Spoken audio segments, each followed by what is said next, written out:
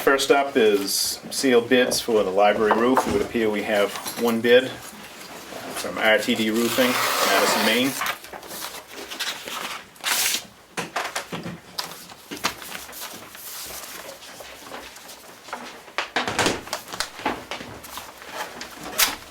This thing's really sharp.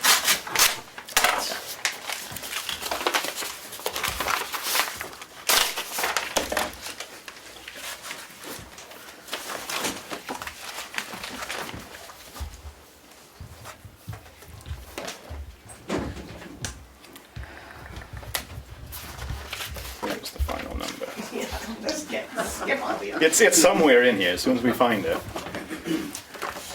Is there anybody here from RTD that could point me in the right direction here quicker?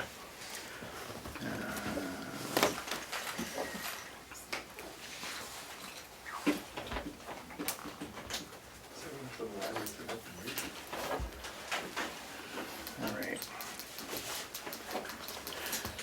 The proposed scope of work can be completed for the amount of $73,700 and will have a 2-year no-leak warranty. Payment terms will include a 1/3 deposit with the balance due at completion. The work will commence the summer of 2017 and will be completed by September 30, 2017. Upon commencement of the work, RTD Roofing will remain on site until the work has been completed. Any comments or discussion from the board? I'm not sure if the trustees have to approve it also because of the, you know, that, the situation where they're responsible, or they have control over funds in this state, I believe.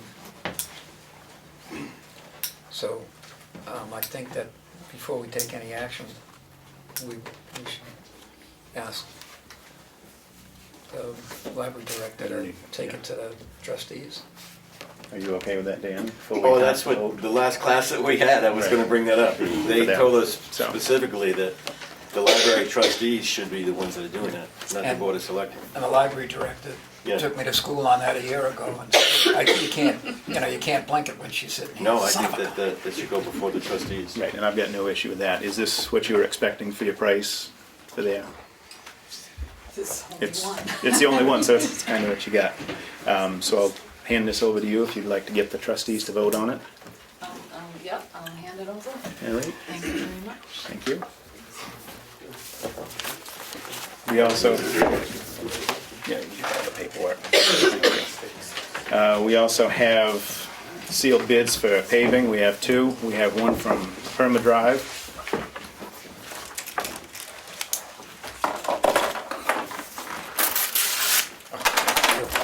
You can open that one if you want. And we have another from FR Carroll.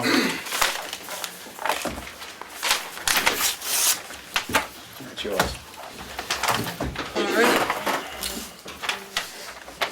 To the sheet. Yeah, it was in your packet. Yeah. You may write that down. You can read it if you want, Steve. Okay. Read it out for everybody, Uh, please. Total price for all roads is $77,654, and the breakdown is Peace Hill Road, total tons 322, price per ton is $94.70, total price, Peace Hill Road is $30,493. Mill Street, total tons 126, same price per ton, total price is $11,932.20. Osprey Lake Road, which includes shimmin and overlay and two butt joints, 372 total tons, 94.70, 35,228.40. I've got There's one piece in there. I've got, this is perma-pave, my apologies. Yes, Perma Pave. Right. Give this to Darlene. If you'd like to read off Carol's, Dan. Total price was $85,880. Breakdown being Peace Hill Road, total would be $32,920. Mill Street would be $17,700, and Osprey Lake Road would be $35,260, for the total of $85,880.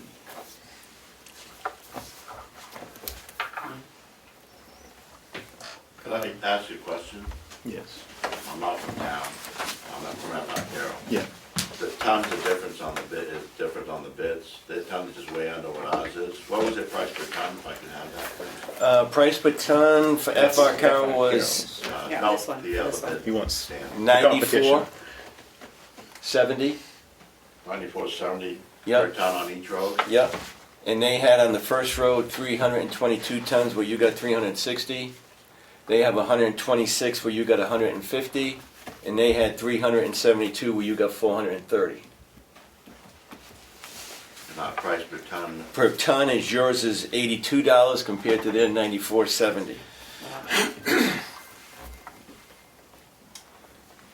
They didn't, when the bid came out, it didn't list the tons, so we had to estimate that according to what we wrote when we did it. So if you look at the, If you look at the Paying price per per, ton. yeah. What do you have for input, Richard? I feel that when I had gone over it, the tonnage was a lot closer to what Frank had than what I came from Perma Dave. And I think we're getting a lot better job. We got good and lucky. I was gonna say Carol's been excellent to deal Yeah. with, so. I mean, we're gonna get a lot more bang for the buck. I really think we're gonna. Well, I'm comfortable with that, because they've done a hell of a job for us. And I'd like to go with them. I'd be right on. Want to make a motion? Yeah, I'll make a motion to go with the bid from FR Carroll for the paving on Pease Hill Road, Mill Street, Ossipee Lake Road. The total amount of $85,880. Second. All in favor? Aye. Aye. thank you. Thank you, gentlemen. Thank you very much. Move on to department heads, and I'll start with Chief Colquitt and move on to Parker, because they both have places to be. The municipal building committee, at our last meeting, we looked at a bunch of different plots of land that the town already owns that was possible. There's more research that needs to be done on that. I already talked to Sergeant Cooper and Rescue, and I've done mine. The committee wanted all your run stats geographically where your call volume is. The land we're gonna try to find something that would be suitable for either conservation land or something with gravel on it, because we're depleting the gravel at the town garage. Next meeting will be June 12th, 7 o'clock at the station. The forestry, we got a 1947 Jeep that won't pass inspection, and I still haven't made a decision whether we're gonna put money into that or give it back to the state. EMD is fine. We're doing fire department training tonight, and Sunday morning, 7 o'clock, we're gonna be at the Brett School again for CDL. We got a meeting set up with the selectmen in the wards, June 1st at 7:30. May 27th, we're gonna be in Chicago Skiing Beach for their annual cleanup day and do all their burn permits. We're gonna put paving of the apron at One Lancet Station in the paper for bids for that. May 25th, Chief Poirier and I are gonna do a safety presentation at the Mug Club, the church in Chicago. That's open to everybody. Last weekend, we did a Mother's Day breakfast, well attended. And that's it. Anything from the board for Chief Colquitt? You got a 47 CJ too? It's beautiful, but it needs work. Oh, man. Yeah, I've tried, and it's gotta go back to Bearbrook, and then it goes to bid, out to auction. Can the work on it go to bid? Some people like to work on it. Sorry. Well, that's the decision I gotta make. It's an old piece of equipment, all of our forestry stuff is, and it's not the safest rig to drive. It's fun, but is it worth, Keep it for the parades and. right, is it worth putting the money into it? Good question. She's figured with a top speed of 34 miles an hour, it'd be If that, yep. great CJ. That's why it's lasted 65 years. They go pretty slow. If they went faster, she wouldn't have lasted so long. All right. Anything from the public for Chief? You can make your 6:30. Excellent, thank you. Parker? We're in the middle of baseball, softball season. We've got about 45 kids total playing in the caliber between the rookies, the minors, and the majors. We've got 17 girls playing softball, 4, 5, 6 for the rec department, and we've got about another 12 to 15 doing t-ball. So numbers are pretty good, usually total of 70, 75 right in that range. How many boys did you say? What was the first number you said? There's about 45. 45, okay, And sorry. that's mostly boys, but there are a few girls that play baseball, but it is mostly, especially at the lower levels, it's more co-ed. Usually once they get into 4th grade, they start playing softball. Not always, but I just didn't get a number you said, thank you. yeah. Fields are looking great, they're as green as they've ever been this time of year. Haven't mown a lot, it's good. Everything seems to be moving ahead fine. Coaches are all in place, everything seems to be going well. We had some rain out, but that's not an issue. I was gonna say, that's behind us now. Yeah. The snow's gone, the rain's over for a Well, while. but So, as you know, early on, there was a lot of, it was hard. played some wet games, but. The fields are still wet at a lot of places. Yeah, Yeah. yeah. Getting ready for 4th of July. I've spoken to some people already about, reminding them to do floats. And, making sure that people are coming back and doing the concession stands. And, just kind of an ongoing process. Good. Just trying to keep in touch with people. I've hired the bands, fireworks are all set.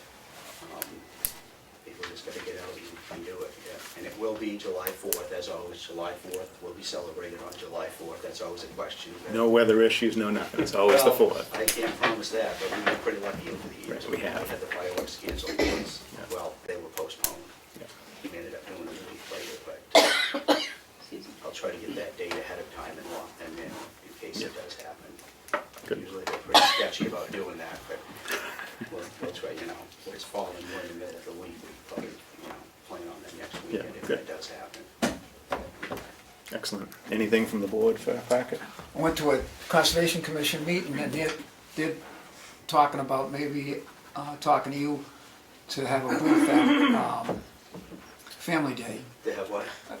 A display at Family Day. Yes. And maybe I don't know if they talk to you, but maybe invite folks to a little guided walk on the most easily accessible Conservation Commission trails and stuff, and they seem pretty excited about it. I don't think that it's a fundraiser for them, but this is your town too, So I guess they're gonna give you a call. Anything from the public for the rec director? Right. Do you want me to stand up or kind of sit down? Oh, you can sit down. Whatever All right. works. I'm more comfortable here. I hope you can hear me. Now, this is in regards to the Recreation Department, and I mean no disrespect for Parker. It's just a concern that I've had for a while, and I have voiced my concerns to various people in the town office, and nothing really ever changes. And as I say, I absolutely admire Parker for everything he does, and it really is not his fault either. And this is what I wrote down. For several years I've been concerned that events and programs sponsored by Tamworth Recreation Department have not been advertised with modern day communications in mind. And I reiterate, I want to stress that this is not the fault of the Recreation Department director, and I mean no disrespect. Clause 4 of the job description for the Recreation Director says holds regularly scheduled office hours and is available to interact by phone and in person, answers questions, provides information. What a waste of time. Everybody nowadays, if they want to send an email to 100 people, they do that. So why is that different in this case? Now, Article 6 says promotes department programs, services, press releases, bulk mailings, posters throughout, and promotes through the school. I believe this way of advertising belongs to the middle of the last century. I don't know what anybody else thinks about that. Now, there is an analogy, I think. The library director puts out a lot of programs, but she always puts them on the social media, so we all know about them. Now, because of the demise of the Tamworth Civic News, we don't even get that now. So it seems to me that the only, there's things appear on I check out the Tamworth website, the town website, and lo and behold, it's way out of date. There's plenty on that, but they're 2015, most of it. So I'm just frustrated because I do write the Tamworth column and I try to include everything, and it's hard. Sometimes it's hard to get information if you can't get it on social media. And I mean by social media I mean Facebook and in the internet, and that's all really. I don't think it's a big deal really. That's my. Would you like to That's chime what in I on want this, to say. Parker? And I don't, as I say, no disrespect, Parker. Most of the programs, some of them are ongoing, and the dates and times don't change, you know. I know, but people don't remember that, you know. I mean, especially if you're new to Tamworth, how are you supposed to know what's going on? Now, I must say that the swimming programs, they put all their stuff out on Facebook. And they're all young mothers, and they're very familiar with Facebook, and they know how to get it. And that's the way they do it. And it's as people may disagree with me. I don't know. I'm not saying I'm right, but Well, I think part of that will be solved with. I was going to say, I have my this will be a better year for you. The other day, and it will be you have what? first computer. Wow. And it will be getting up and running Internet will be hooked up on Tuesday. 23rd, Tuesday. So that should address some of your concerns, hopefully. Well, that's good. Are you gonna get a Facebook?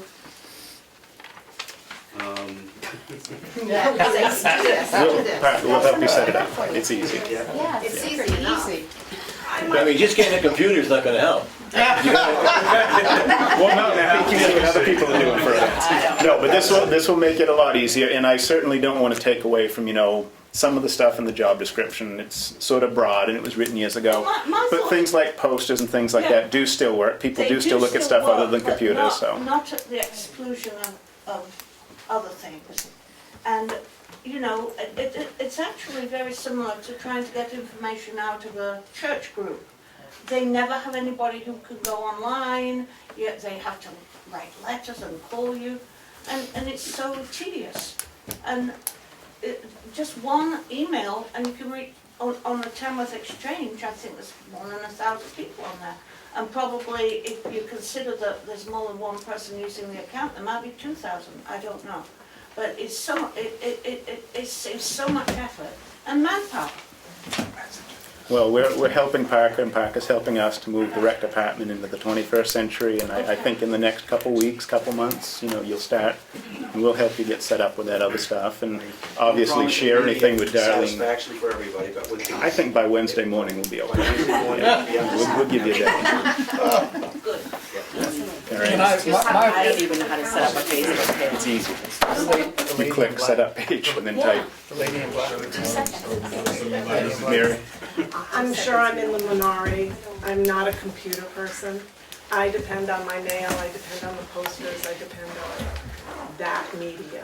And it is always, all the information is always in the school newsletter as well as their website. But you can go to the school Yeah, I don't have website. kids either, so. No, if you don't go to the school, then you don't see that either. Right. My apologies to Ann. She and I have been trading emails about, you know, a good place to get information with the Civic News not being published. And I kept focusing on where an individual could get information about signups or when you had to have your fee in for a bus trip or something. And from what you said, getting information, the step before that, getting widely spread information about what's coming up, especially if things fill up, you know, folks want to. Well, you know, I'm not crazy about computers and email and everything, but it's the way we communicate. You know, this is how we do it, and if you don't do it, you're going to be out of the loop. Guess And we're working towards that, but yeah, someone will help you get all that stuff set up. Once you get going, it's easy. Yeah, someone buy him a flip phone. Keeping up with that. You get notified as soon as you use it, so you just Right. make it really simple. And anything that you want, Parker, you know, I'll speak for Darlene, if you ship it along, Darlene will put stuff on the town website. I do. when he You've been brings good it- so When he brings far. it to me, yeah. I don't think we missed anything, signs or anything. They're on there, they're on your page. But, Right, is there anything else for Parker, can we let him go to his meeting? This isn't really for Parker, so he can go to his meeting, Okay. but I would like to tag on to what Ann said. I just think that there are times on the Tamworth Exchange where we see a post from the Sandwich Road Department or the Sandwich Police Department about things, you know, be careful because of the roads or whatever. It would be really great if the Tamworth Police Department and the Tamworth Road, and I'm not pointing anybody out, I'm just saying, it's not just Parker, right? All the town departments could use a presence on the Tamworth Exchange or some other place. 'Cause, I agree with that. That came up last summer. Yeah, I was gonna say, When we did you, a couple of road we can jobs. do a group, They we can wanted- teach everybody how to do Yeah, Facebook they pages. wanted to get a heads up when we were gonna be starting road jobs. Yeah. Which is, what's gonna happen. Yeah, and those guys are busy, I'm not saying that they should take time out for fixing the road or plowing the road to do that, but somebody, if somebody in the town could do that, I think a lot of people would see it more than they do now. That came up last summer, David, and after we started, which would be good. Yeah, And it is true, people don't read signs anymore. They do not read road signs, because when it says road closed or... They just keep right on going. They're too busy texting and Facebooking. that's because they're trying to figure out what's happening for them. But they really do text. All right, are we all set with Parker? All right, thank you, Parker. Cooper? Oh, that's right, sorry, Chris has a meeting too. Really quick. Police Advisory Committee? Officer Cooper. Hey, so we, the Police Advisory Committee, are supposed to have the report done next Thursday.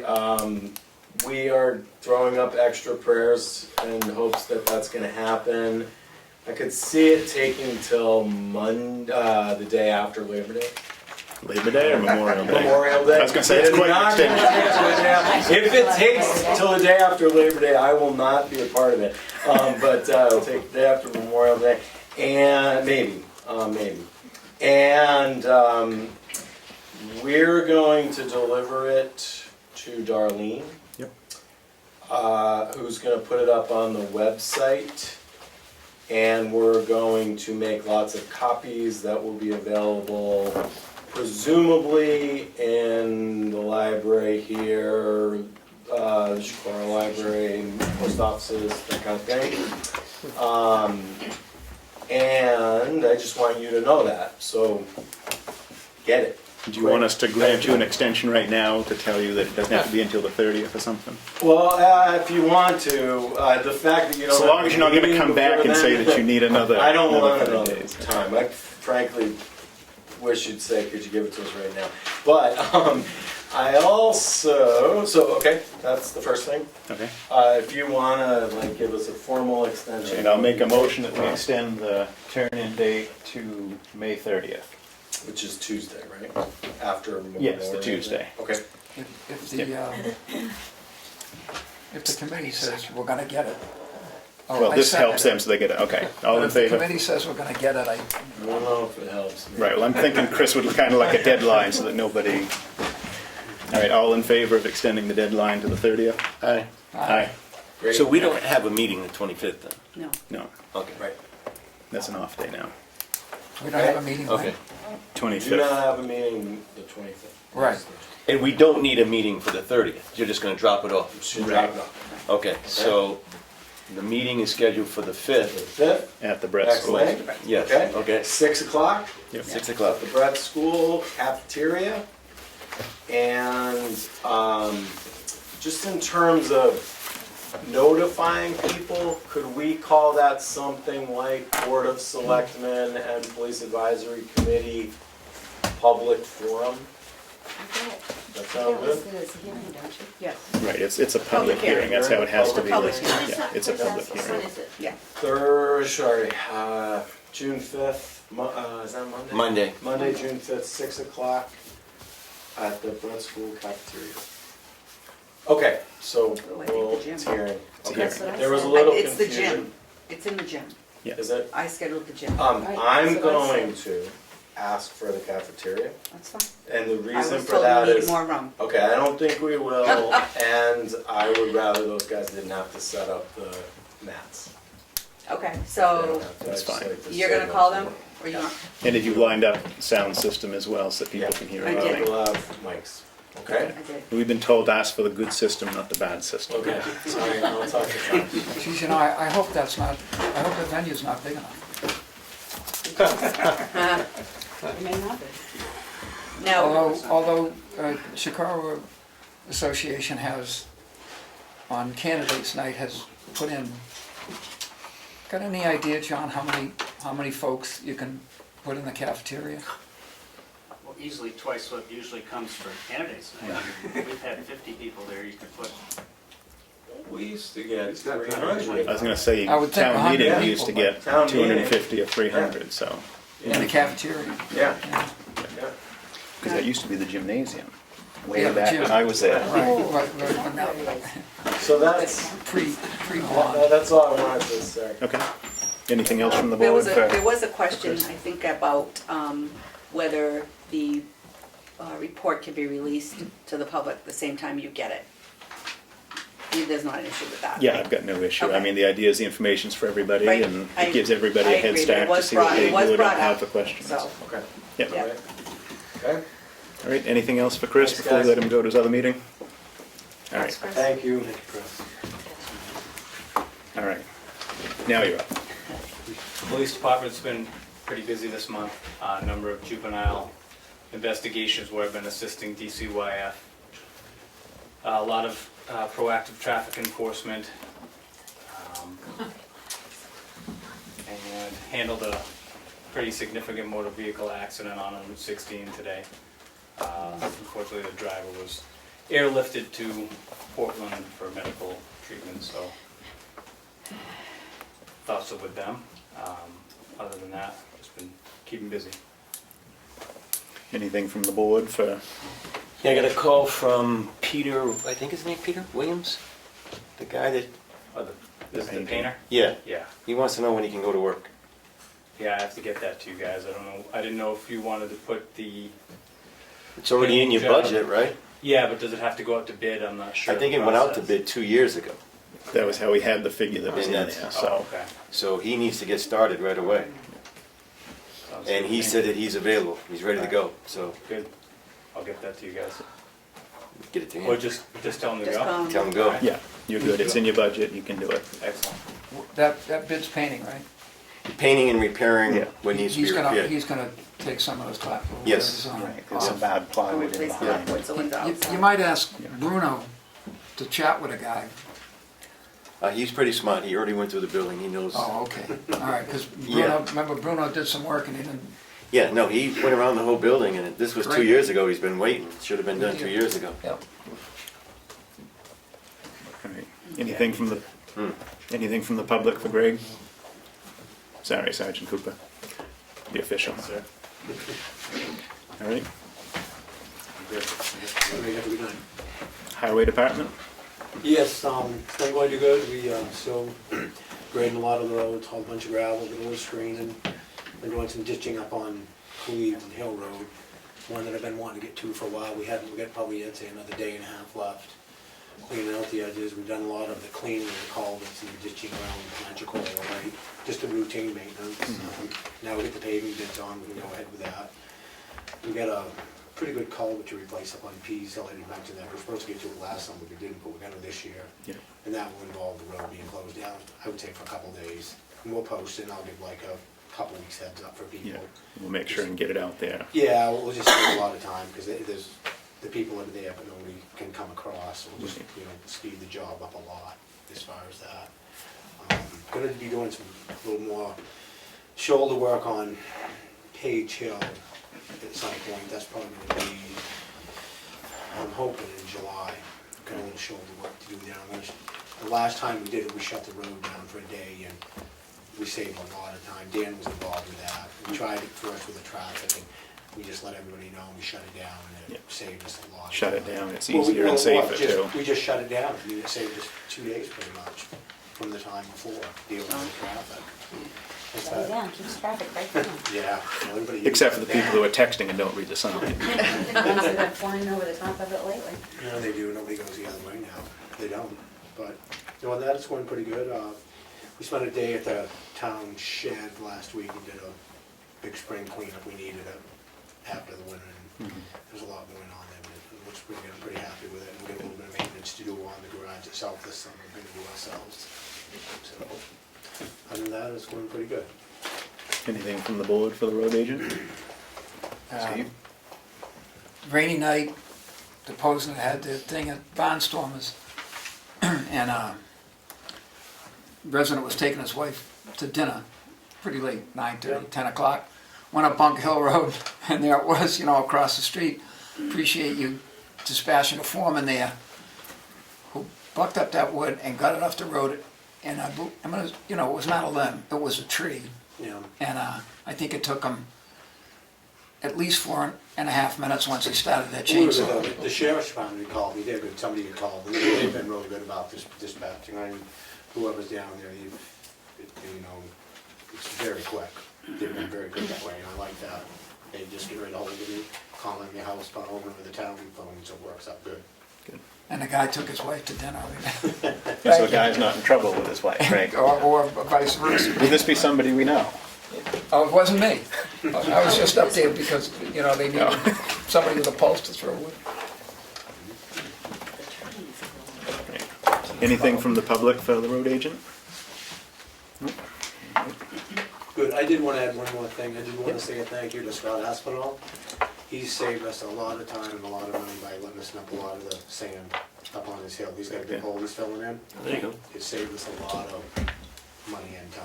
I just want to put that out there, I really appreciate it. Well, we all should, all the townspeople Yeah. should. Anything that saves is a good thing. And I That's good to appreciate Scott your Hill. folks' support on the paving pits. I think we did the right thing. Oh, yeah, for sure. Yeah, I mean, they've done excellent for us. They took care of that little deal, what was it, Turkey Street, and didn't charge anything, so Straight, they stand right behind it. they've done good, Good. done well. All right, thank you. Thank you. Pat? Yeah, a couple of things. First of all, it was an incredibly successful Tamworth Art Festival that went on from Friday to Sunday. And then in the middle of that, a lot of the days, it was the wet paint thing. And all these artists flipping around and painting and selling, and everybody was having just a party the whole week, that's all. And so I just want to say, I think it's going to happen every year, and that's great. I think if we had 21 artists this year, I think that we'll have more than that next year. And they were discovering, many of them had never been here, and they discovered what a great place it was and how beautiful and scenic it was. So, another thing is that on August 5th, it's going to be the street fair. And I think we'll have even more tables this time and more activities going on and things for kids. And we're spreading out a little bit more towards the Remnant Museum to have people going there. And speaking of that, we, as you may or may not remember, we had a mobile unit from the radio station. And now the entire week before, they advertised the event and the sponsors of the van. Of the event, like 10 times a day, like 5 each radio station, and that's pretty good, I think, and plus the day of it. And so far, they don't want us to have more than 4 sponsors, because they just don't have time to say it. Right. So we're fortunate that we have 2 now, so if there's any group or whatever that said, hey. Talk right into the camera, Pat. Hello, camera. They can figure I'm talking to you. If in fact, if there's anyone or any group that would in fact say, okay, we don't necessarily want to be a sponsor and have our name all over the place, but we'll help you, it's $250, or you're a company or you're a group that would like to have the publicity for it, then it's still $250. So I'm looking forward to having someone help with that, or people. Now I got something more serious, okay? In that, now I'm gonna switch to LRPC, Okay. Lakes Region I was gonna Planning. say, which hat do you have on I'm now, now it's Pat? Lakes Region Planning hat. Okay. Okay, and that is, I just got this today, actually, that they were letting smaller towns, smaller communities know they're talking about drug drop boxes. And they're saying, and we don't have one. And they listed all the towns that did and didn't. No, they listed all the towns that did, and we aren't there, so that means we don't. And they were able to get, through the USDA Rural Solid Waste Grant, LRPC can provide up to $1,000 to 4 small communities whose population is less than 5,500 for the purchase of a drug drop box if the community provides 25% match. And I just think that with the situation of the drug issues that we have and the problems we have in the state, that to have a place that people can take medicines that are no good anymore, or someone died, and they have a, that happened with my mother. They had this whole bunch of, what do you do now with all these pills and medicines, whatever. But I just didn't know if you all got that information, and if you didn't, I have it here. I was gonna ask if you had it, because I They don't did. think You did? Yeah, I put it this afternoon. Right? Oh, okay. So Stephen. I haven't been in since lunch. Okay, Right, no, I just think, Stephen- I think that it probably would take a motion or something after you think about it, but Darlene's gonna, make it Is happen. Greg I gave one to that Greg, last yeah. sentence about. I Okay. emailed it to him. To who? I emailed it to Greg, Greg. and I made a copy for the Oh. board, so they have seen it. That's great, thank If you. they've seen it, I They do haven't, make- and we'll talk with Greg and we'll see what we can do. Beth, they do it quarterly, one statewide, and I'm not quite sure that True B doesn't have one. I wouldn't be for having a Dropbox in our PD, because it's not monitored 24 hours a day. So you don't have somebody that's gonna be there monitoring it. That's interesting. And- So if you had, I think that True B might have one, because I know that they're the ones that participate in the drug take-back. Every time it's, whether it's quarterly or whatever it is. True B does that. In Conway, What's that? They don't have a Dropbox, they don't have the quarterly, I think. Conway has a Dropbox that we can use, and that information is up on our website. And that's 24 hours, 7 days a Yeah. week. Yeah, because they got a dispatch that's right there, they can Right. see that, and then they got cameras, and where we don't have that. I hear you, that makes sense. As long as everyone knows, and not to depend on the quarterly one, but to be able to know that if you have the situation. Oh, yeah. And I think that Joanne, Don't give me any. Joanne would know that too, where people could get rid of drugs and things that are left over. That's all. That was more serious, but you know, thought I'd tell you. Nothing from MWV, just EDC and LRPC. All those numbers, Mount Washington Valley Economic Council, that meeting was a couple weeks ago, and that, they're talking about the land and a possible purchaser of some lots that are around the technical center. And that was the primary part of the last meeting. Okay. Oh, and the annual meeting of LRPC is June 26th, and you damn well should go. In Wolfboro. In Wolfboro, at the Wolfboro Inn under the tent. Is Jeff gonna overlooking be the there water. too? Jeb is gonna be there. And either the governor's gonna be speaking, or in lieu of the governor, because we haven't heard yet, it will be Jeb or the governor. It's the 6th? 26th, Oh. June 26th, Monday, June 20th, at 6 o'clock. I'm with you. And it was, everyone had a good time last time, so see if you can go. Would the EDC consider working with the History Center to use the Village Green, to whatever that's called, for the street fair? They're planning on it. Would, if that works out, can there be one lane of traffic open during the day? You know, I think the traffic is open until you get up to the street of the barnstormer. So therefore, one lane of traffic is open there. In other words, no traffic is from the barnstormer up towards where they park at the bridge area. But one lane of traffic is open, I don't know northwest, but on the History Center side of the road. I think that's the side that's open. it's open all the way, it's open to up the hill and. Yeah, You totally. can go to Sandwich. You can just go anywhere you want. Okay, and that's one lane, so if, we might ask the fire department to direct traffic or something. Right. And they also were really great about directing traffic at the other end too. They were terrific. We had cones and people and men and say that way. Yeah, and it seemed to work as the day went on last year. It worked better as the day went on and people got through and stuff, but, Yeah. you know, the idea about the, I didn't see that much of a problem. And in fact, I escorted one car who was an older person that didn't know what the heck they were doing, and I just sort of walked the car up the street on the closed thing. But Number one, easy on the older person. I'm older than you are, so I don't want shit from you. But the only complaints that I got, Can we bleep that? the only complaints I got was about the road being closed. And I got 3 of those. And I listened attentively, unusually enough, to 2 of them. And the third one very attentively, because the German Shepherd had a hold of my leg. You bet. All right. I think if there were just 3 out of all of the people that attended that. And I heard nothing else. I heard nothing else negative except. That's great. Except the, look, I had to get through and I couldn't do it, and Yeah. my wife was, and all the whole deal. But they'll get over it, I think, hopefully. But we're doing our best. But that's it.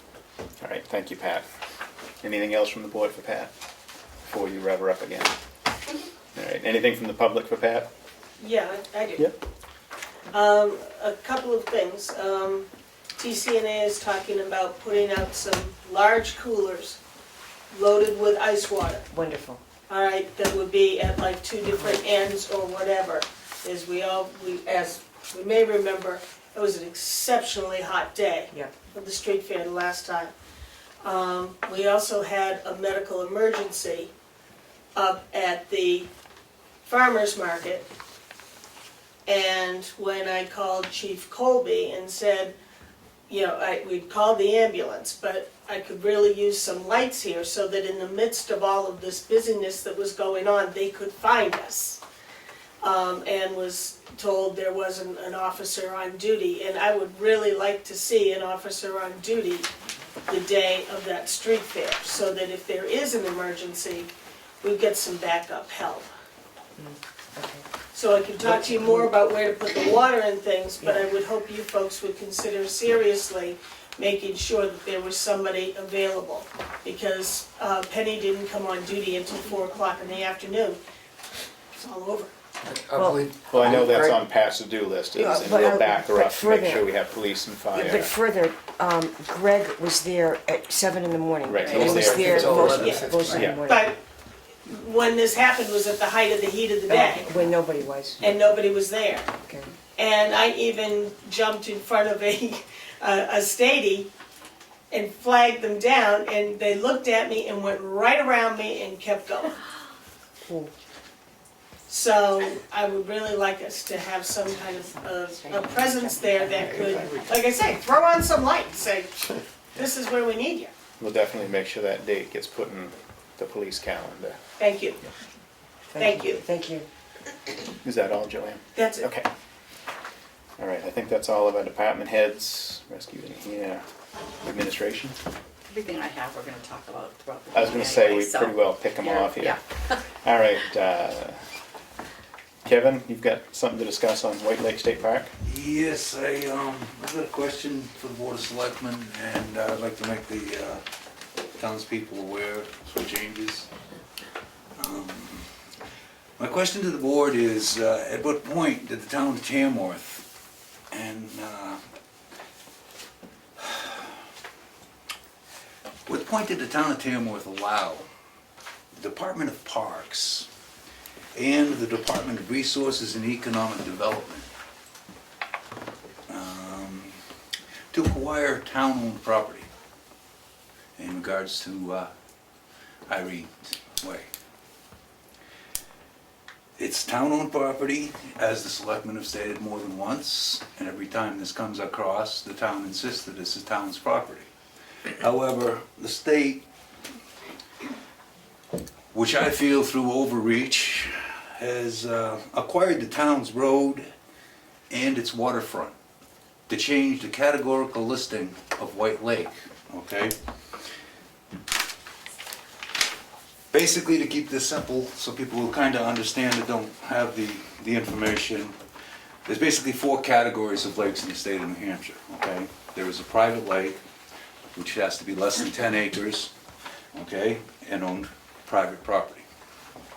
There is what is called a dread lake, a lake under the authority of the Department of Resources and Environmental Development, okay? In order for a lake to be classified dread, it has to be 100% shoreline of the lake within a state park. Now, another lake would be a great pond. Now, White Lake has always been a great pond. It's classified as a great pond, is a public waterway of 10 acres or greater. It maintains a public waterway access. It falls under the rules and regulations of the Fish and Game, Marine Patrol, and the local police department. And of course, the town. And then there's the big six. So there's basically 4 categories of lakes. Now, effective 2 days ago, I was informed that White Lake is no longer a great pond. The state owns the state park owns 100% of White Lake shorefront. Therefore, has recategorized it as a dred lake, which takes away any rights of the town to regulate and enforce any rules or regulations pertaining to the waterway. I'm going to stay on topic and keep it brief here.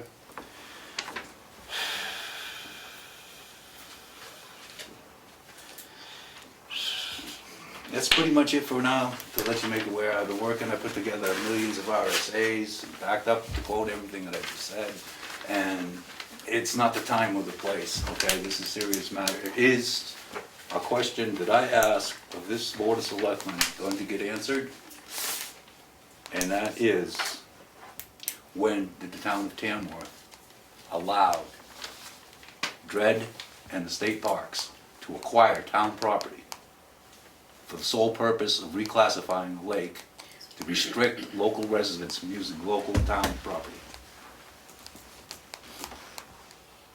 Now, this is a definite question that I want answered, because I am sitting on I've been threatened with criminal matters. I've been threatened with seizure of property, I've been threatened with a restraining order, and I've been threatened with misdemeanor criminal trespassing if I returned to town property by a park official. I believe the Is answer... this good night, Irene, or what? I believe the answer to the question is never, and that's the case that we've made in 2 meetings with the folks from the state who had a surprise for us about, suddenly it was a Class 3 road. First I heard about it was 2 weeks ago. Exactly, I missed the meeting that you mentioned there. I was going to say, we discussed it at great length, we had information, we provided more more information to them. But it's going to tell you that that's their attitude. As far as Concord goes, I spoke with the person that served the letter, which I'm sure you have all seen because I forwarded it to you. Bob Spurrell, Bob in Concord, the head. Okay.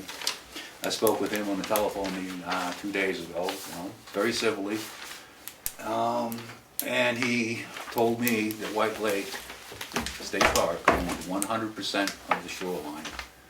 Our position... And Irene's Way was within State Park, so they had all rights and regulations. Our position is that we know they don't own the easternmost 200 yards, whatever that is, and we don't believe that they own any of it from Depot Road on.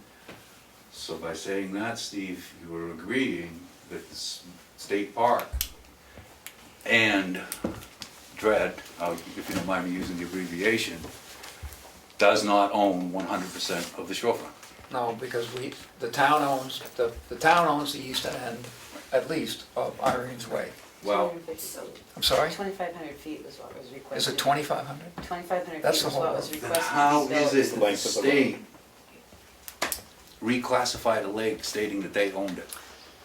I'm not best at speaking to this, but... Let me ask you a question. Go ahead. Are they denying you the right to go put your boat in the water? Yes, they called me today and told me that I was supposed to remove my boat. And that Remove they were- Yeah, and You can't park it there. Right, are they telling you Are you you te- can't are they- load it? You're answer not the supposed to question. leave them. Are you saying that they're telling you that you cannot pull your boat Trailer a in. boat in. You can't trailer a boat in, go out there around the lake, That's put it what back they on the were trailer and go telling me away. today. Yes, That's not what I only if you can understand. fit I understand on that they're your car. upset because you're leaving them there. Okay, Dan, as far as us leaving them there, White Lake is classified, and it's always been classified by the Fish and Game Department, the Marine Patrol, and the Waterways of New Hampshire as a great pond, 10 acres or greater, which must maintain a public access. Okay, it has to have public access, and it falls under any mooring restrictions and rules and regulations. Now, as in mooring restrictions in the state of New Hampshire, the only mooring restrictions are on the latter category that I mentioned, and that's the big six, Winnipesaukee, Winnisquam. The only thing needed and required to put a mooring in any lake in the state of New Hampshire that isn't part of the big six, which will soon be the big seven, is you have to contact Marine Patrol and have them investigate it to make sure that it is not a navigational hazard. The mooring has to be annually maintained. That's it. Fish and Game, Marine Patrol, as recent as last, I'm gonna be really brief, I'm not gonna, as recent as last summer, one incident that I will put together. Marine Patrol came down to the boat launch with Art, okay? I know Marine Patrol, I see them on every lake that I'm on, you know, for years I've seen, I know, okay? So I go over to see him, how you doing, guys? Is this a problem? And Marine Patrol told me that he received a complaint from Art that there was motorboat activity in the lake. And I had been there, I'm always there, okay? And I told him the only motorboat that I've seen of recently was yesterday. There was an 85-year-old guy out here who ran a little 2.5 horse motor in an 8-foot boat, smiling from ear to ear, going trout fishing out back. And at that point, I asked him, is there becoming an issue with my mooring out here? And he says, no, that's fully legal. Becky? Which it is legal if it's classified as a great pond. I've been doing it. It is no longer a great pond according to Congress. It is now a dread lake, which means they can tell you you have to be off that lake 2 hours before sunset. And there's nothing you can do. Which is the state's way of trying to fight us for fighting them to say it was our road in the first That place. last selectmen's meeting where he mentioned we'll keep the gate open till 8 o'clock for the fishermen and the people. The fish don't start biting till 8:30 in the summer. Well, what if we adjusted the time change? Maybe the fish would know what time it was. All right, it is, I'm asking you guys, it's to the point, it's goodbye Irene. So The town needs to move forward and state something. David Little's sitting a couple of seats away from you. He's done the research. He's on a road study committee. Another person, a surveyor on the road study committee, agrees that that's town property.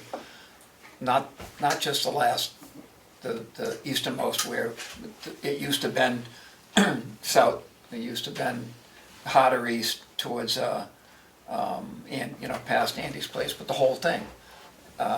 And David Little's put together a letter that Darlene's forwarded to the 3 representatives and the senator about, this whole deal happened with Irene's Way becoming a Class 3 road in January of 2017. That's after a number of meetings and discussions with the folks involved where we claimed we're putting together information about. So, was it state overreach, or did you get spearheaded, or? David can best explain this to you, but the law is pretty clear. Correct me if I'm wrong. I'm looking for explanation, that's all, because I'm sitting on. The legislature has to decide it's a Class 3 road, not DRED, not the state parks. And why don't you tell us what's happening here? Well, no, so they passed a law in 1945 that classified a bunch of roads as recreational roads, meaning they were access to state-owned lakes. At that time, they only classified the portion from Route 16 into White Lake. They didn't reclassify the Irene, what we now call Irene's Way. And for years, the state paid towns to maintain roads, and they paid the town specifically to maintain that 2.8 miles of Irene's Way. Is there record of them paying the town? Oh, yeah. And until this year, the DOT information on the granite system said that that was a class 5 road. They said that the portion between Route 16 and the lake was class 3, but they said the rest of it was class 5. And so my only question to the selectmen was, what was the legislative intent in 1945? Because there had to have been a House Journal and a Senate Journal and committee meetings when they said, because in the law, they don't they just say White Lake State Park, the road in White Lake State Park. They don't really say how long it is or what parts of it is. But it's, for 70 years, everybody agreed that that was a town road. How now can you go back and it's like, I don't know what they did in 1945, so my suggestion was, I know what they did in 2017. no, I understand that, but I'm just saying that there is a legislative services office that the state representatives and the state senator can ask to do research on what happened when the law originally got passed, or any of the amendments, because there have been a bunch of amendments, and I don't actually know that it was 1945 that they included White Lake, what they now call White Lake Road. But, so that was my suggestion, that they ask somebody who can find out what the legislative intent was, because it's not up to DRED or DOT, it's up to the legislature to classify as that as a state road. And you know, if you've been maintaining it for 70 years, I would hope that you get some compensation if they say, oh, Exactly. it's never been a... Our former selectman stated that last year at one of these meetings, that we should be sending them a bill if it's their road for 50 years of maintenance at 12.5% interest. I want the road. Well, two things that I found after he ran into his incidents is that I went out and started looking at the waterways, and White Lake always used to allow motors on it. Yep. Well, now it's classified as a car carry-on lake, which they had to have changed it in this past year because it has always been a motorized lake. And now it's in everything you look at on their site, on Marine Patrol, on Fish and Game, it all says it's a car carry. It's not Lake. even listed in the Fish and Game rule book. It's not listed in the Waterways rule book, the New Hampshire Waterways rule book, as a regulated dredge lake. Right. And the second thing However, they're is, enforcing dredge rules on it. the other thing is if you pull up the Marine Patrol for fishing lakes and the depth size, it actually lists Irene's Way as the road on there. Yeah. It doesn't, and Irene's Way was extended, if we can find it, we'd have to go down to Concord to find this, because I've already emailed Concord and said, can you find this? And they said, come on down. Is in 1963, there was money appropriated, if we can find the 64 budget, to extend that road down to the shorefront, allowing 500 feet of shore access to the townspeople of Tamworth. So, yes, it turned from your meeting here, but to add on to that, Hampton Beach is having the same problem with the same person that came up here to talk to you about your lake, and he's asked for the resignation of both the guy that came up here and the commissioner of parks, because they're not doing their job properly. The state's just trying to take all they can. Mm-hmm. That's why I think any compromising in the situation, as we've been And, doing with you the know, parking signs, with the yes, we'll let this go, you know, no We've more not compromised or No more conceded compromising. anything. They left here with us telling him we're gonna keep fighting and proving that that is a town road in the latest letter. You know, They brought continues forth it. legal matters to a town resident, taxpayer, I'm okay with for a compromise. utilizing a town property. I'm okay with a compromise, Is there a conflict of interest here? as long as it's our road.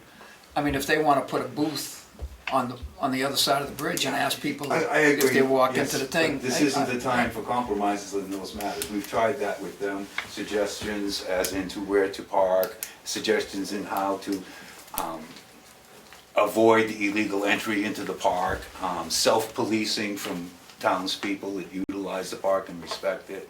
I mean, for the past 2 years straight, I've been going over there every day, once a week, there's been people meeting on Monday nights to clean up after the weekend mass and rake it up. I usually end up over there more than once a week doing that. I mean, yeah, it's time we take care of our town. Tamworth does not have that much waterfront property, you know, excluding these statuaries and tributaries. It's a treasure to a lot of locals. Yeah, just quick. I would make two suggestions. One is I would invite Damon Steer to come and hear you all, people, the details. Well, or listen to I this. was gonna say, he Exactly. watches this Thank every you. week. But I would also, I know you sent a letter, but but I would invite the representatives and the senator to come to a meeting where they could remember we did that for the dam? You know, to really hear and understand from the emotions and feelings of the people that are talking tonight, and hear the situation. And then I think they can maybe push it. Yeah, no, that's really, I mean, that's why the letter has been sent out to them, because we can say what we want, but if we can't get through to our reps, and I know Mark for sure will fight for us, and I'm quite sure Jeb will fight for us on the state senate level, but we've got to get those people to get it rolling. We can cry and howl all we want, Exactly. but That's why we've I got to can pull them respect in. Steve with the compromising issues, and that's all after the fact of establishing who has the ownership. Right, we can't do anything that. until we know whose road it is, and then Exactly. it's a whole other dialogue. Well, there's a weekend coming up, we have a very weak police force, there's a holiday weekend coming up, and I guarantee you that they're gonna be citing 1,000,001 people for having dogs down there in the water, for stepping in the water. That's no longer gonna be allowed. It was expressed at the last selectmen's meeting here that I missed, I wasn't aware it was on the agenda. It's not a designated swimming area, so there'll be absolutely no going in the water there. It's already a park rule and a dread rule, no pets. So, no more dogs. Well, the enforcement of that has been from. It should be up to the From town. the bridge around to the east side, but never from there. It takes our rights and turns it into a privilege. Okay. Fair enough, fairly said. By the way, speaking of the motorized, there was some employees tried to enforce what they understood to be the no wake rules on White Lake. That is currently in the rule book, Steve, as to White Lake. There is no motor horsepower restriction. Correct. Okay, however, there is a no wake restriction. Actually, I was taken to school by, rest his soul, Brian Adams, who knew pretty much everything. That what we thought was the no wake,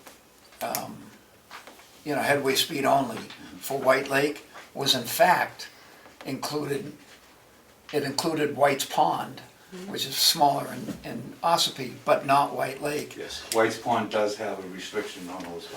And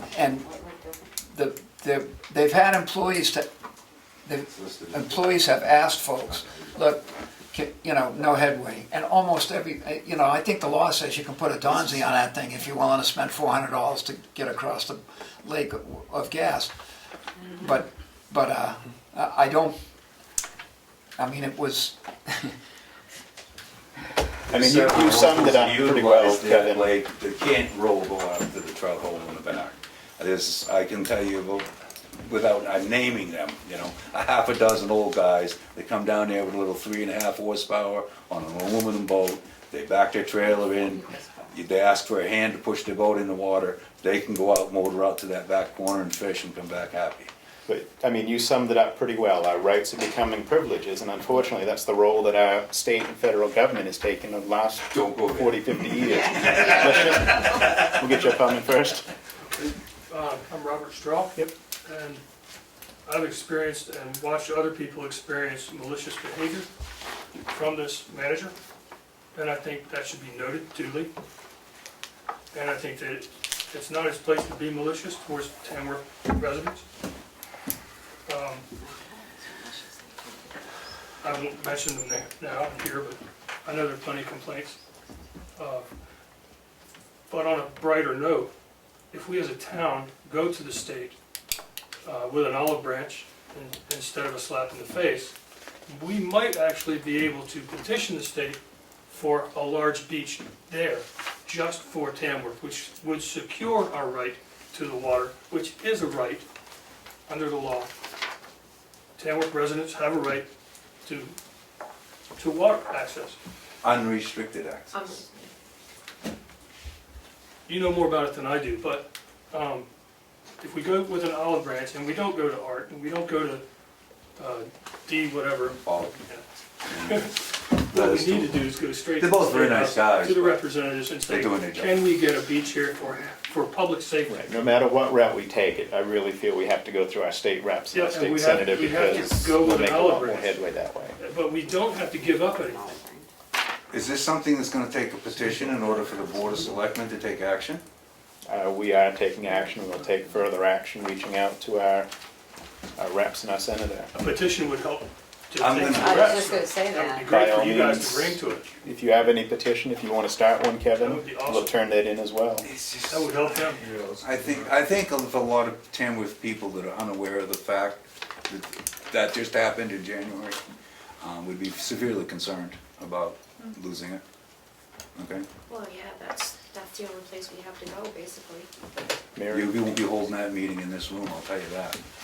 There'll be too many people. I was not aware of any of this going on. I'm not a very political person.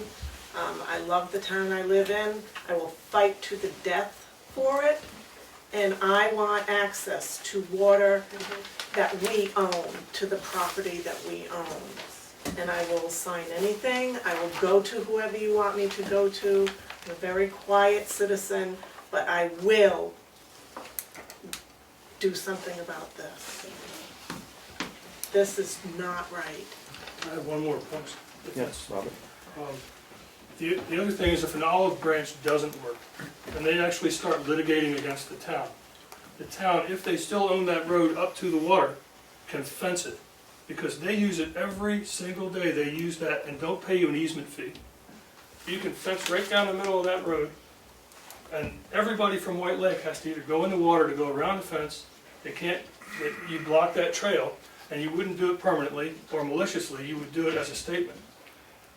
Our taxpayer I mean, dollars pay the that's road worst case agent to scenario. maintain that road. He digs water erosion trenches off the side of the road in a few different spots, which he feels is a good spot for the water to drain off the crown.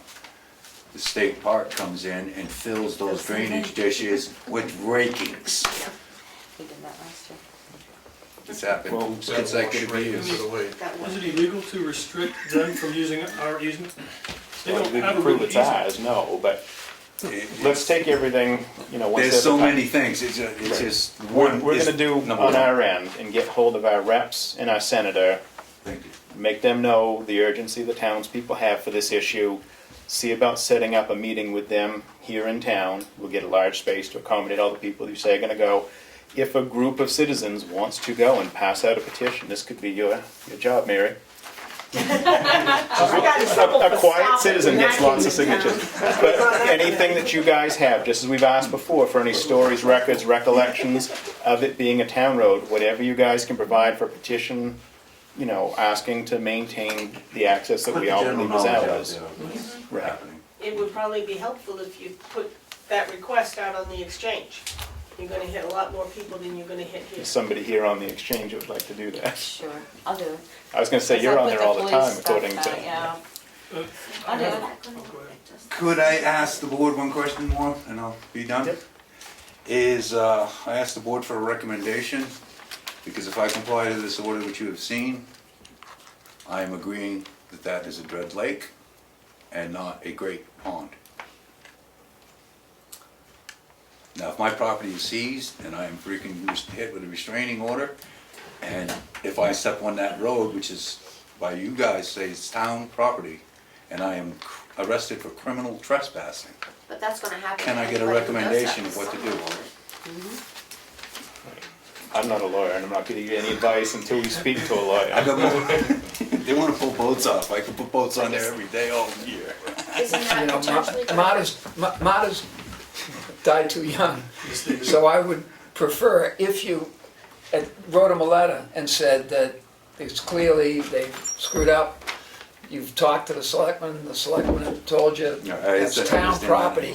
However, if they're threatening you with charging with a crime for doing what you have a right to do, you'll take the boat off to, If I did, it would be complying, it would be agreeing that it's a dread lake. no, and you, to stipulate that you absolutely do not agree that their charge is without value, except that they, you know, they have guns and they can arrest you. So that's the only reason you do it, and you deny their right to do it, but while this is being settled, you'll.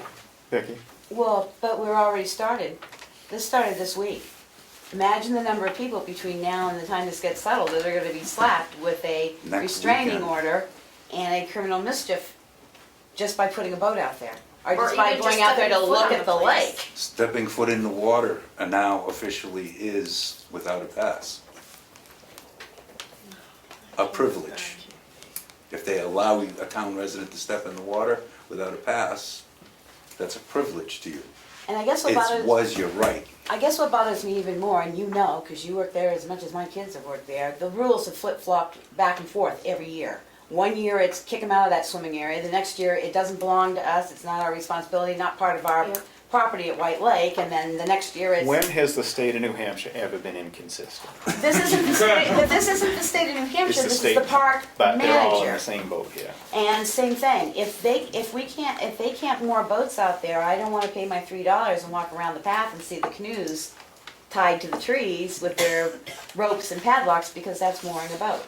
So it's gotta work both ways, but my fear is, we've already started this, so anybody that drives out there now, and they've moved the no parking signs down farther.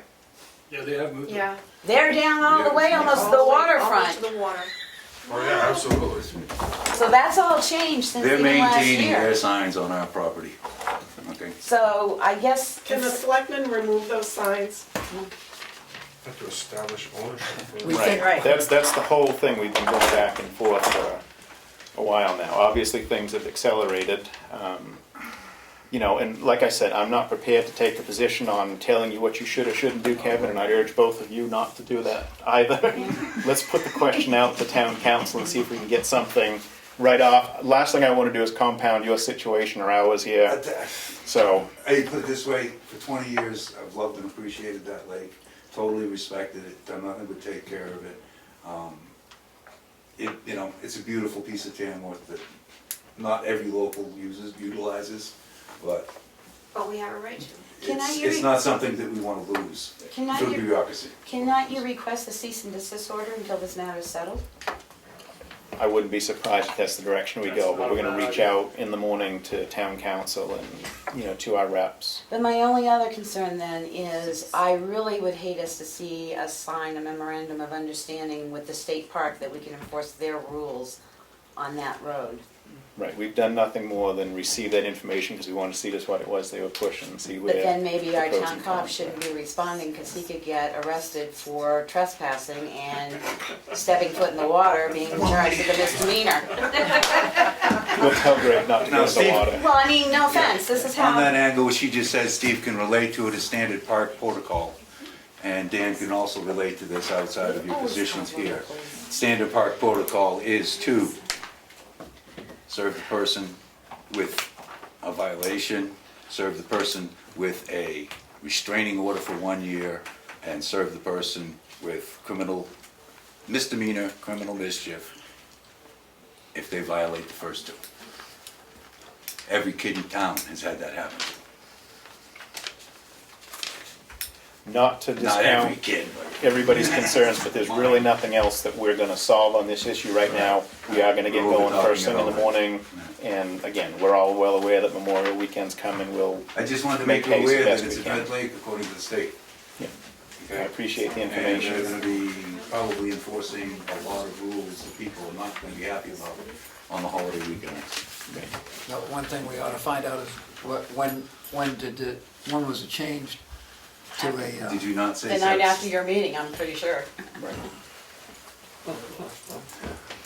They saw what we had and realized the deck was stacked against them, so they did their thing. But by all indications, it won't take as legislature. But again, we'll get these answers, we'll get things moving Please. right off, and we'll let you guys know as soon as we get an answer. One Real quick. last note, I've noticed that the park has increased their numbers each and every year astronomically. And it gets to the point where I don't even want to swim in that water anymore because there's 1,500 people in it on the other side peeing on it. I mean, think about it. It happens, right? But I thought the state would control the numbers of That was people huge who would last go year. to a beach a certain It was size. huge last There year. is a regulation for that, and we should know what it is.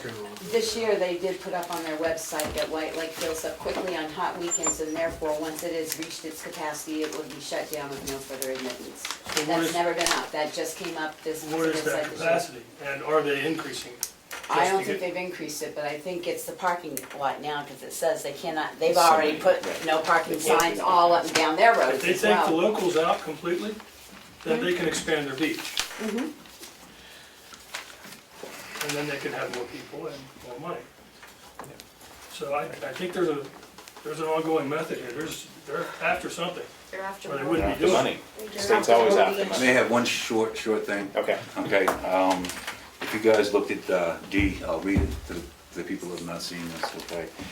Category D is reasonable, no person, these are DRED regulations, no person shall haul, land, or launch a boat or other watercraft, or any other watercraft on shore of a DRED natural area listed in RES 10106, okay?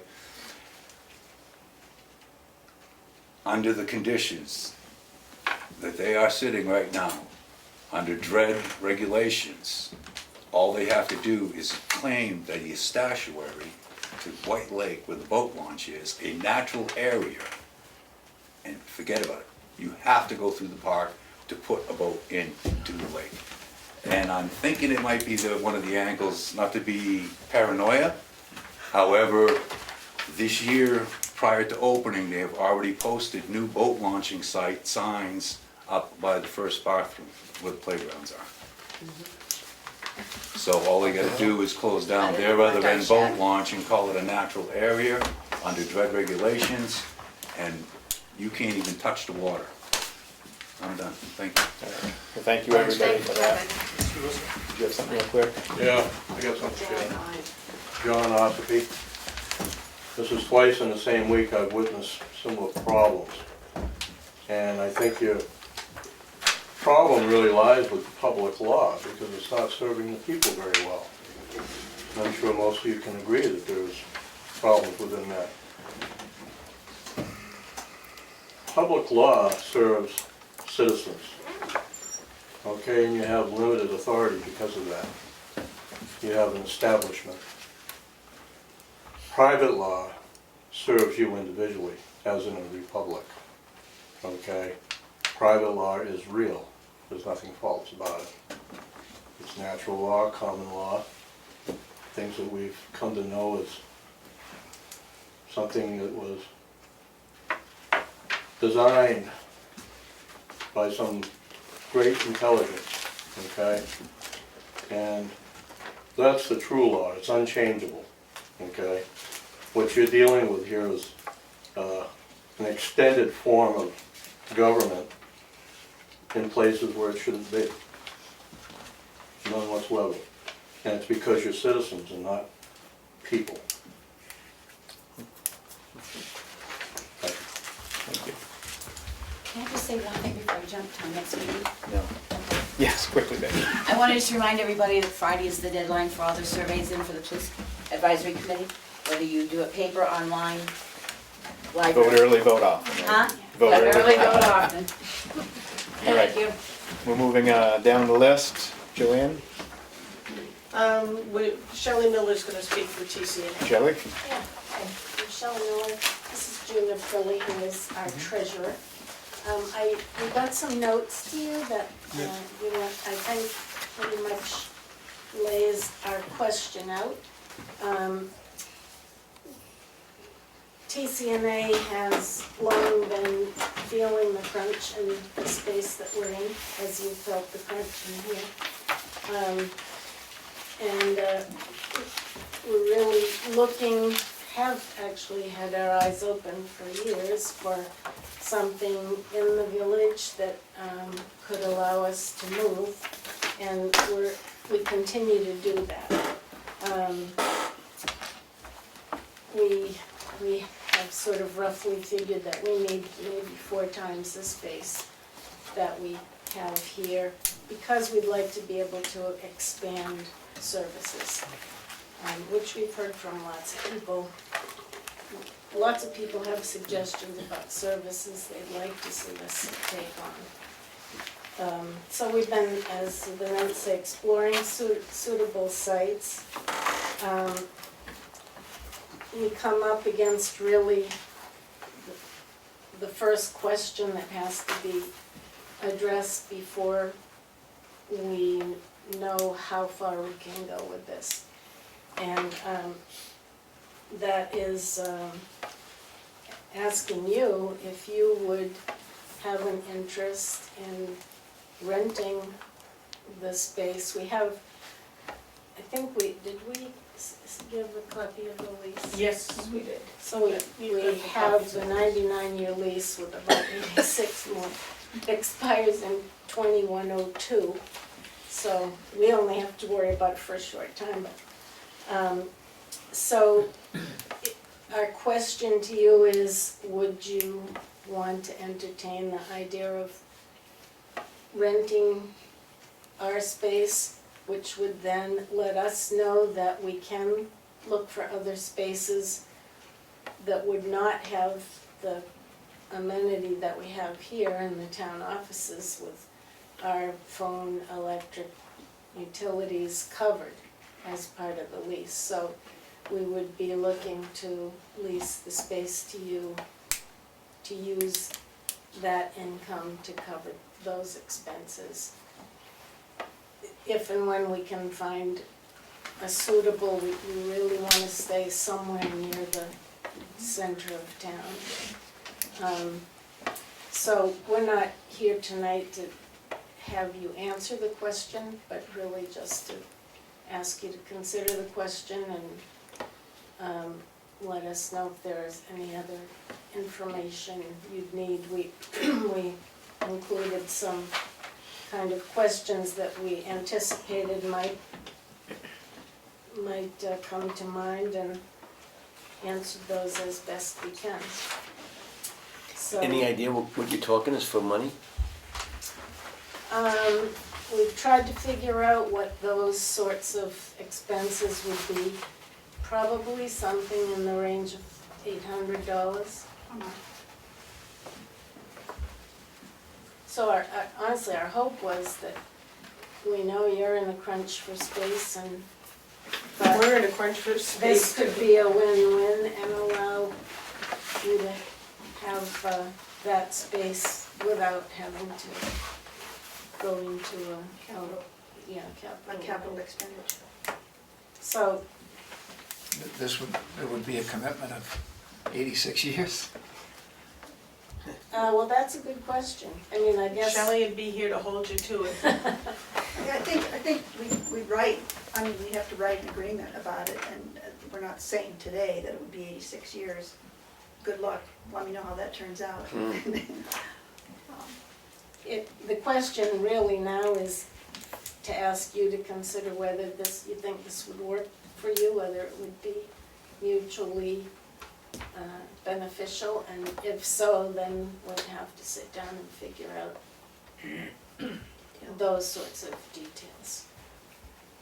Has the board decided how big an area, how wide the circle is, where they would, or it would primarily depend on what became available at the right time? Yeah, we have done some early exploration. There are a couple possibilities, but we can't, this is the question, this is sort of our out of the gate question, so that we know whether we can even proceed with that. By circle, did you mean area? Yeah, The village area? right. Yeah, we'd like to stay in the village, as Shelley said, somehow. It's a perfect location, so we'd like to kind of stay within a reasonable radius of that.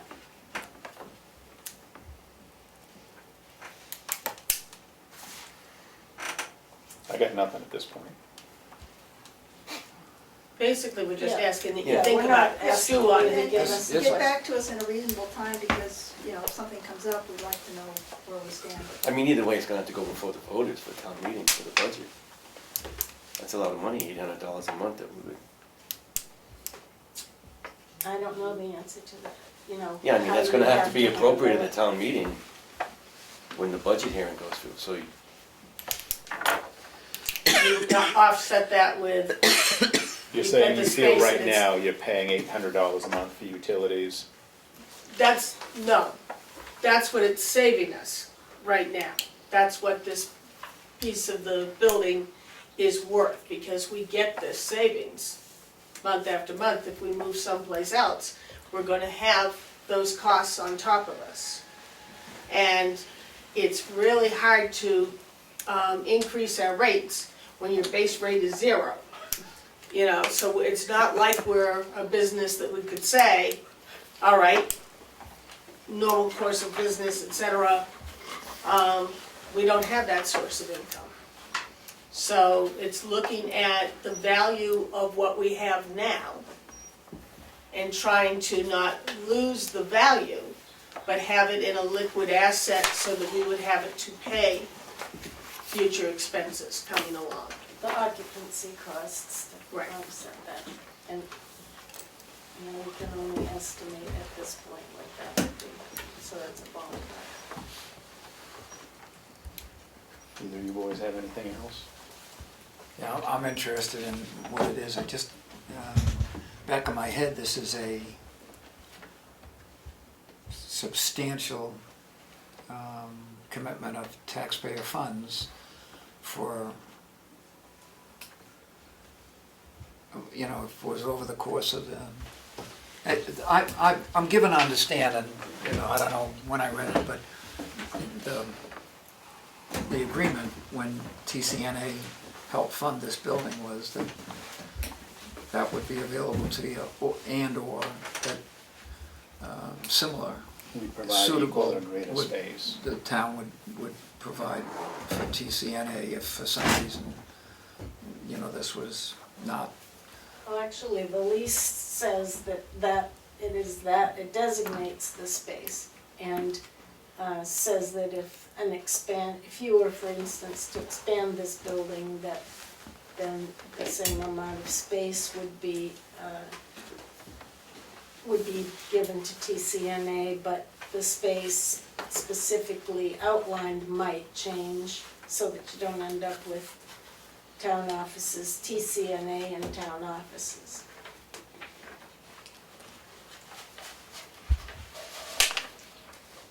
Yeah, again, this is, I'm not gonna lie, it seems like a little bit of a strange deal, and it's likely gonna confuse people if we bite to what on the surface look like we're renting our own property to ourselves, leasing our own property from ourselves. So there is a lot to think about. I understand you folks wanna get into another space. We will look at it and see what does and doesn't make sense. Yeah, I mean, We put up, TCNA put up $100,000 for this space, so yes, it's part of the town offices, but, and the other thing I think to consider when you're thinking about this later is, you know, we hear different ideas about expanding town office space, it's a need, and you know, the townspeople might, I mean, we're not asking for more direct funding of TCNA, but it's a way for you to get some additional space at a relatively small cost versus a big capital expenditure of putting up a new building. So, you know, sort of weighing those things, and you pay some rent to us, well, I hate to call it rent, but compensation to us for use of the space that we have paid for 100 years, 99 years. The taxpayers might see that as a very economical way to increase the town office spaces. Right, and again, we'd have to think about Yeah, that. exactly. And sure, that's, how quick are you folks ready to move out? Say the three of us I don't know, get to thinking we're ready to sign this. Okay. we don't No, we're, Would you like to be extended to the 30th of May, same as the Police Committee? Yeah. We'll do some thinking and we'll keep it on our to-do list. in case some, you know, the history is a lot of different things have been looked at at the end, and, you know, every once in a while a house comes up and there's a no. it's Things not- pop up. But Yeah, if I mean, something, we you keep know, Yeah. we hear about things and then so something comes up, we you know, we don't wanna delay 6 months to have this basic question answered. And I think the other question would be, would that be enough space, et cetera, for you folks? So that if at any point in time you want to do a field trip and come on over to the TCNA office and take a look at it and look, yeah, I mean, we've thought about cutting the storeroom in half and make it 2 exam rooms out of the storeroom, you know, and just take a look at it and see, could it possibly I work? gotta go fishing before they close the gate. You got 20 minutes.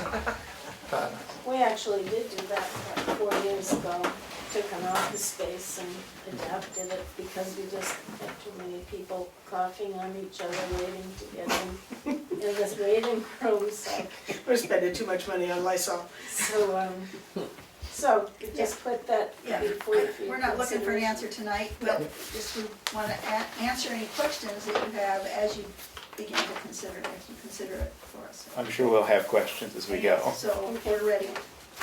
Thank you. Yeah. Thank you. Thanks. Thank you for your service to us. Indeed. Is Kim still available? Yeah, I'll go get her.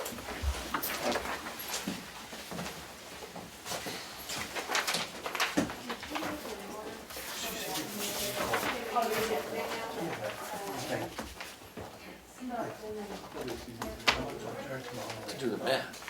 Well, it'd be 10.5 years to give them $100,000 back. But you'd have to take into depreciation on how many years they've been there.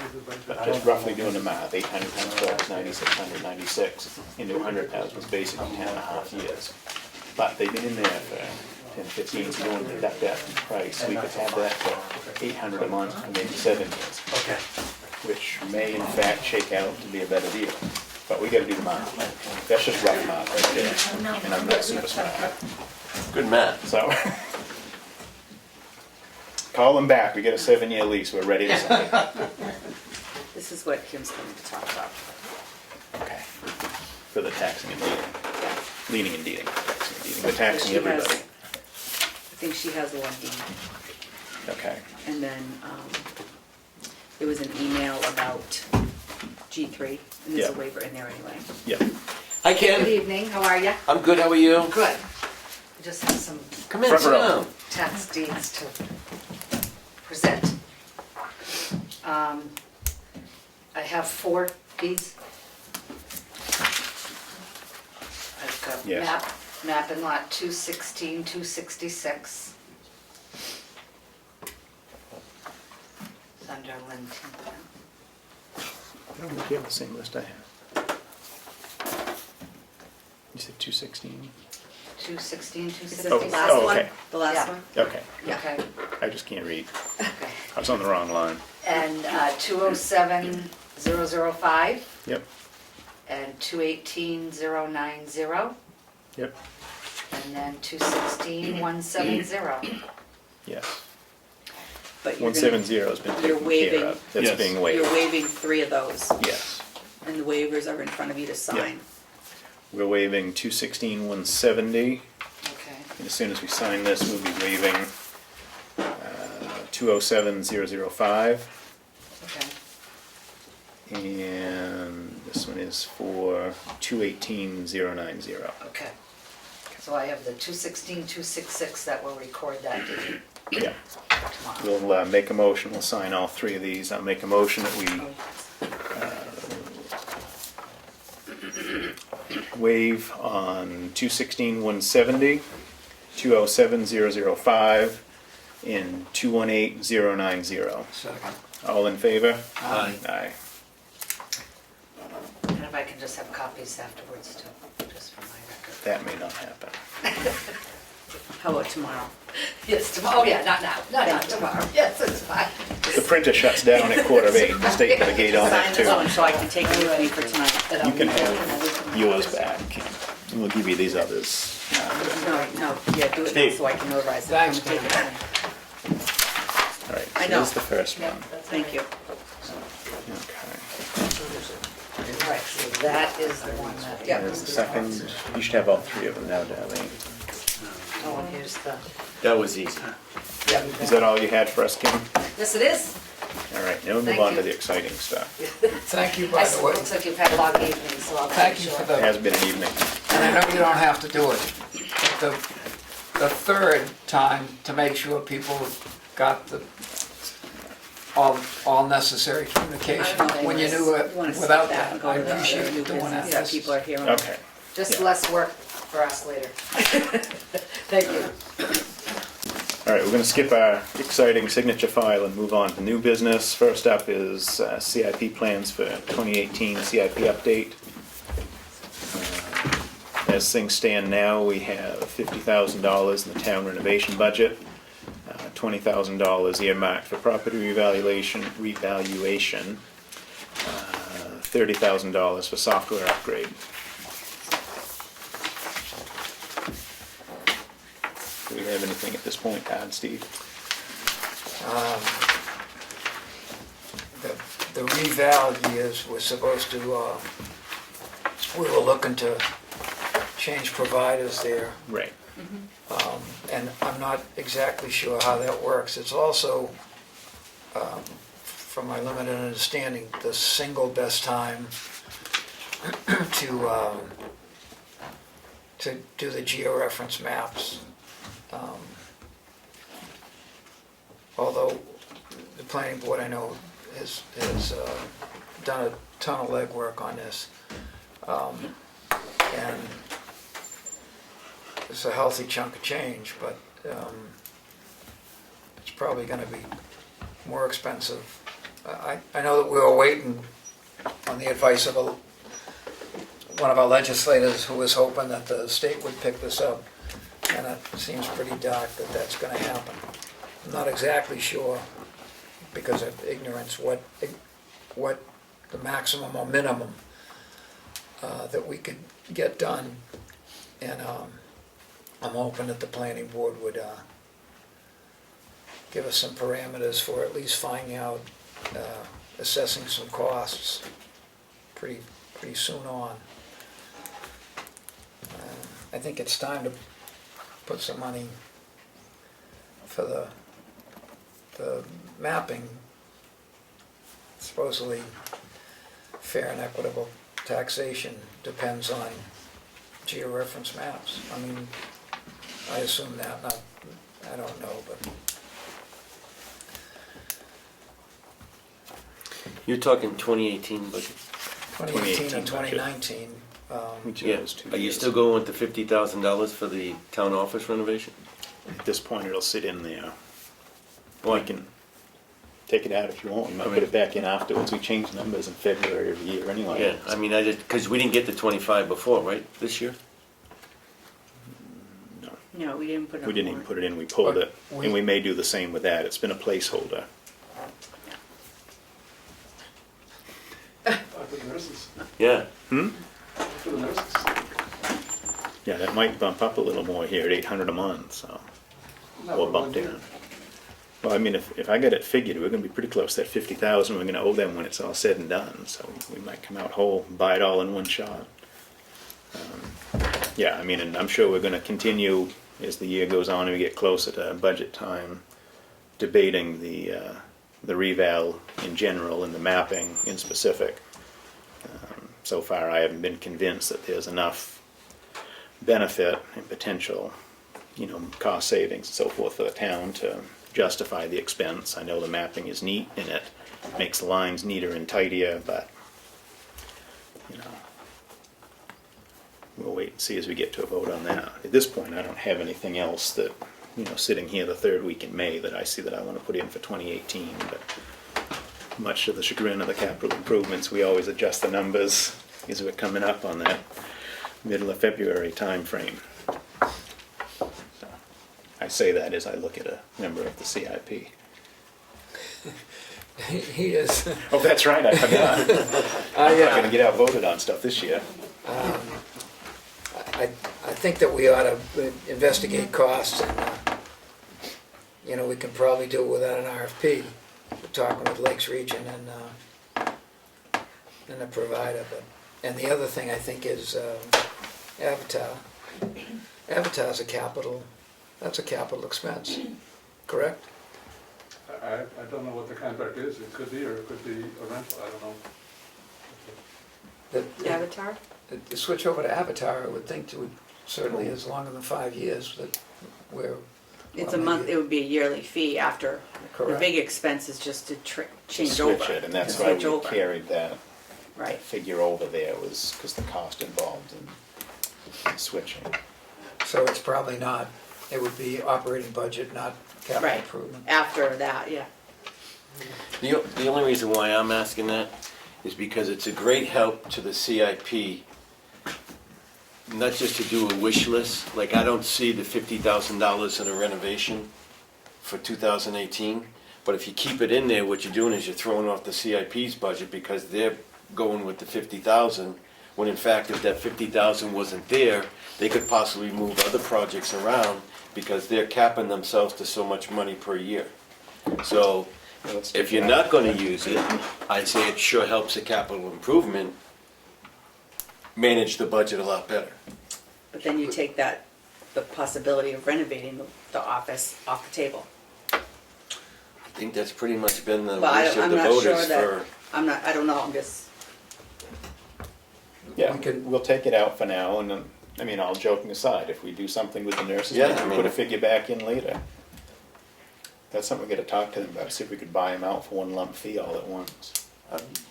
That would make I would it- do that a lot better than And that's what I'm paying. thinking, is this figure right here would put us damn close, I'm thinking. Bird in hand is worth two in the bush. there you go. I think it'd be pretty hard set to go to the voters and say, if we wanna raise the town budget, whatever it is, $11,000 to pay rent For 86 years. for 86 years. 10 and a half. No, 10 and a half. I don't think we get many votes for that. No, I don't think we would. No. I don't know if we can. I'm not sure we need any votes. But the buyout, But the buyout, I agree, I think that would So be. for now, I'm gonna say let's keep that 50 in there, because we still got time. The CIP's worked around our crazy numbers for years now, so we it can, hasn't killed us. we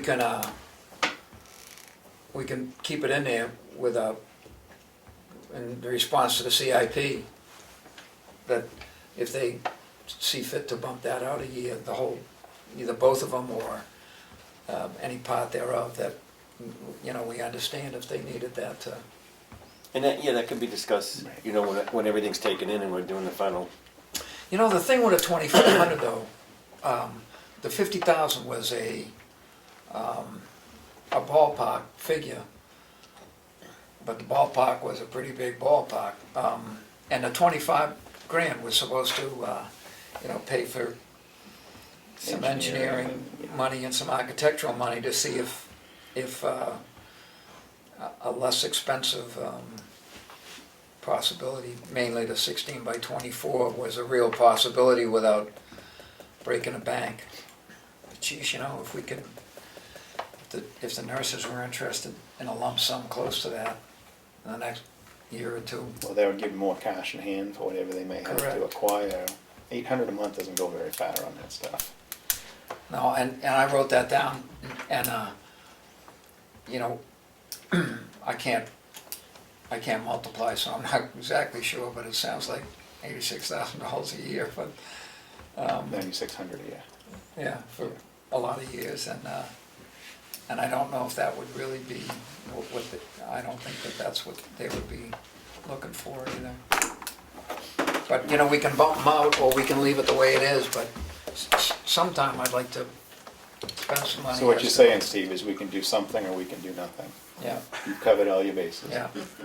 But I'd like to leave something in there, at least architecture of that fund, put it in some year, and if the CIP says, yeah, well, maybe, but not the year you schedule, it's gonna be a year forward or a year back or whatever, I'm You fine wanna with knock it that. down to 49.5? Yeah, no, I'm more interested in a 25 than I am in a 50. Well, the Because 25's the- already sailed. We took that out for this Right, year. but. You're but- thinking to reset? Yeah, I'm thinking of Reset reset, back. because the 25 could tell us if what we're thinking of is really not an option that we have, because it would be prohibitively expensive or not useful. Yeah, I mean, at this point, I'm thinking we do have to give more serious consideration to the nurse deal and having them move on, because we could spend $25,000 for engineering only to be told that's a poor idea. You know, Correct. our original plans of adding Right. on, whereas, you know, if they'll take a lump, that would solve problems for everybody. ultimately every solved problem creates new problems, but we don't deal with them for a couple of years. Do you wanna put money in there for, well, that's a pig in a poke, for the change in TCNAs, that's premature to saddle the CIP report, I think, with that. Although we might be able to sneak it in at the end. Have I converted you, Steve, realizing we can adjust the numbers at the end if we have to? Well, as Dan says, You're it's giving nice. Dave a heart attack. You do know that, right? What? You're giving Dave a heart attack. You do know that. His beeper thing's gonna go off here pretty quick, so you need a juice, right, David?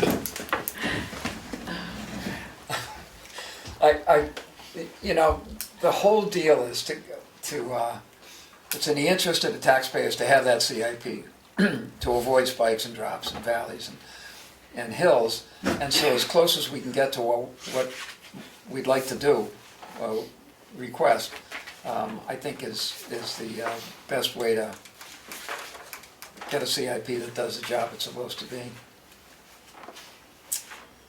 How about, I don't know, 18 and 18 or 19 for that? Looking for something, and if they find that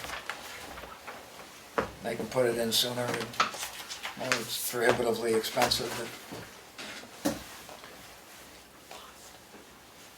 Yeah, I'll leave it Well, on I know there. what I want to do. You lost me. Wait, No, where are you putting the 1819? I'm so 18, confused. the $25,000 to find out if. Oh, move if- it. If in I see fact what you we mean. could, I'm sorry. in fact we could, I'm okay with pushing the 50 out until, sometime when I'm dead, but at least some money to find out if what we've been considering is in It's fact, feasible. that's something we ought to know, and we ought to take into account the TCNA's idea too. Oh, okay, I thought you raised your hand. But I wanna- he's got me convinced that I wanna keep the don't 50 in there for right now. Let's to see just what start happens talking with the nurse. the nurses. And we can go from there. Because if not, I'm totally in favor of leapfrogging that 25 to there and put the 50 out there and put a 75 and a 90 out there. Okay. They would like some information, I think, by July 14th to best deal. With the CIP. Yeah. Oh yeah, we're gonna know If by we get it then. in or they lock us up. We're heavy negotiators. We'll have this thing done. Unless we don't. We make the nurses a deal, an offer they can't refuse. Can we, Are you gonna start going home and watching mafia movies instead? so we'll get back to this before the due date Yes. with a, I'm thinking now it gives us a couple weeks, maybe see if the nurses wanna come in next meeting. Okay. Or in 10 minutes. Yeah, they didn't even schedule your meeting yet, right? Because they're meeting with you. You're the point of contact. but the letter just says, get this back to us. Right. And It's okay. Jack, I think, is going to be calling you to set up an appointment to sit down with you. yeah, but that's fine. Yeah. It's just, I kind of like to know what we're doing. Not, just for a change of pace. Why? None of the three of us know what we're doing. Right. We're just here. I'll be curly on this, and you can be, I think the monkeys that hear no evil, see no evil, speak no evil. right, speak no CIP. I'd like to. The young woman in the middle. Help everything, because I want you to know that this year, economic development is not gonna build their building. So we're not gonna. We can put you guys out to But 19, you can get right? rid of that 148,000 for the building, that will save you all that If you money. get a building, it's gonna be one of those plastic buildings. Yeah, you get at the it Home would be a Depot. teeny, one of those teeny houses. Right. No, I'm teasing, but go do it. But would you please keep georeferencing in there? Speaking with them, I'm not talking to you, I'm talking to them. Talk to the other two. I'm Is it talking even to in here? them. speaking, Is it even in here? I thought he said it was. It's. It wasn't? I think it's It's not in here. It's not in there. It had been in there. We had done it as a couple lumps of 50 to get it started. What's the software upgrade? That's what I thought it That's was. switching to the Avatar deal. Vision to Avatar. Right. It's a big expense to switch over. Did you happen to get an estimate? No, I just have the one that they gave us last year, but I really want to talk to Dave and ask what I'm asking for. And you can read what he gave me for last year, but it was only No, 15,000, that's a so. different thing. Look, Right, so that's what I don't understand, what I Years need. ago, cartographics came in and they gave the town a Yes. proposal, and I don't remember what year that was. It was but- 2 years ago. But it was 2 years ago, and then last year, I just asked for what it would cost to do the first step, because he had broken it down in a couple steps, is that correct? When he was here 2 years ago? I thought it was more Okay. than 2 years ago. and Yeah, originally I cartographic was thought years so and too. years ago. They Oh, came wow. back in with That was, like a renewal offer a couple of years ago. I think But that's then he had, then he had a proposal for about 40,000 to change all kinds of stuff, so I wasn't sure if that was, I haven't seen that. So that was a couple of years ago, so I can probably put my hands Look on it, for- but yeah, what I'd you like just to do put is those. just, maybe you can write up what I need to ask him. Because I don't really know what you're looking for. If you have the proposal from multiple years ago, not 2 years ago, but Right. Yeah, I not don't that. remember exactly how long ago it was. I'll see what I have.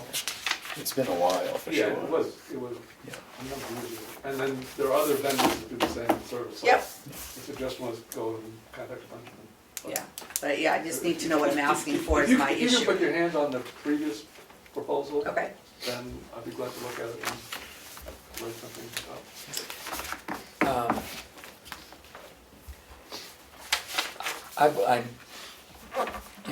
The aversion to non-public meetings notwithstanding, I think that we have to have a non-public meeting concerning the TCNA's proposal. Because we're not supposed to do negotiation or preparation in public. Mhm.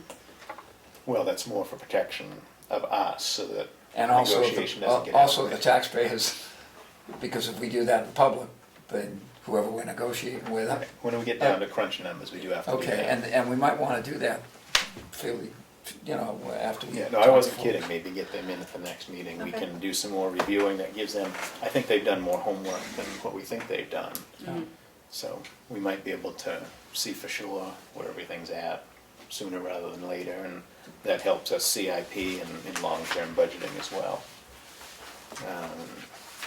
All right, so we done on the capital improvements? Can we get a, can we get a proposal if David and the planning board gets us a fairly specific requirement? Yeah, he asked me to look to see if I could find the original proposal. Okay. So I'll look for that. All right. Moving on to a letter from the Shakora Community Association regarding sidewalk maintenance and streetlights. John?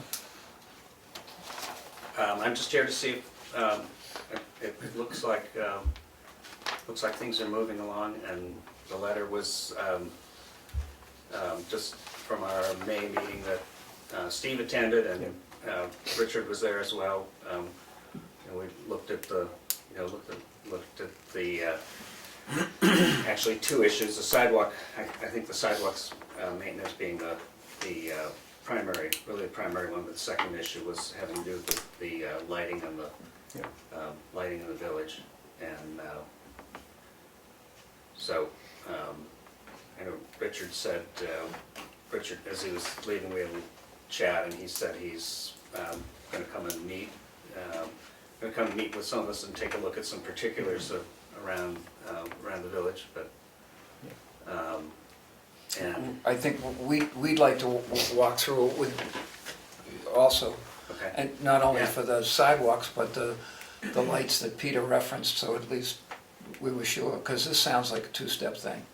I think Peter Smart's idea was to do 3 or 4 of the god-awful ones, and then one of the older things to see what the Well, cost that- yeah, savings would be. I mean, that's sort of your option as to, how you think would best, how would be best to proceed. Doing some of them might incur a little more cost. As an, doing some as an experiment might incur a little more cost, having somebody come back, but it also you might do it and say, oh, we don't like that. Right. Or, but But I think I'm fair in saying that our priority is, you know, as we get everything squared away and put together to where we can see where we're at for the sidewalks, that's, Yeah. you know, the more pressing one for us.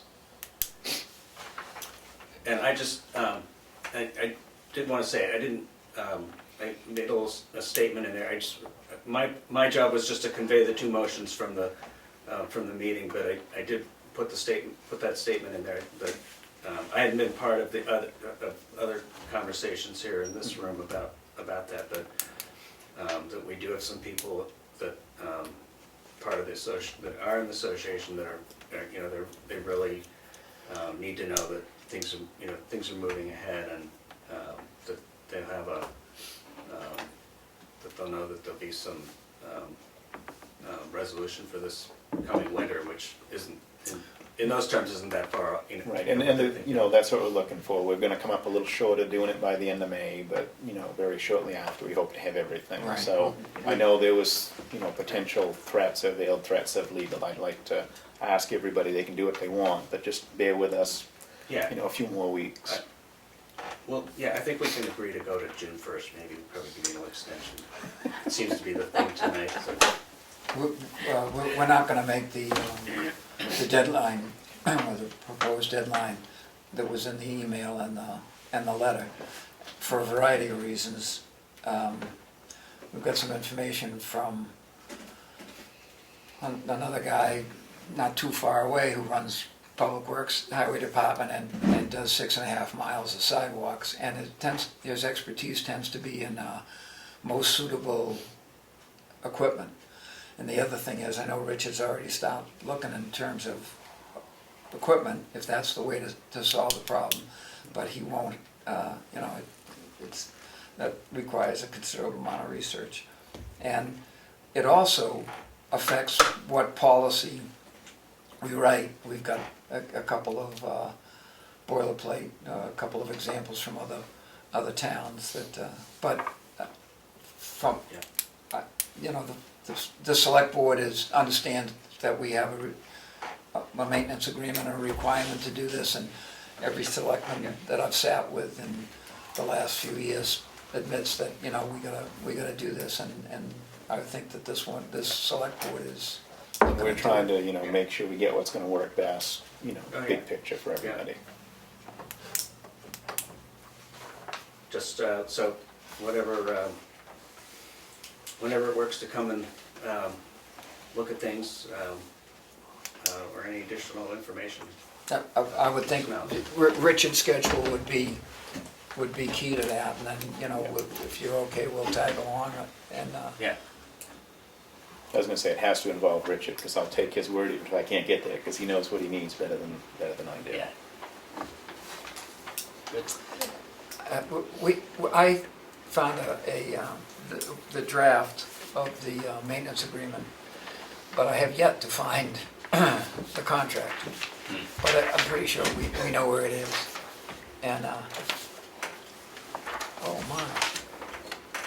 Oh, that's not what I thought I was getting. No. Right. That's for the next thing. Yeah. And Let's I'm wait for public. pretty clear on a couple of things that the contract says, that I believe this is dependent on us raising funds for the specific things, which means town meeting. And we're gonna have to jury-rig something if it's, if that's what we have to do, depending upon cost and et cetera. Because we don't have,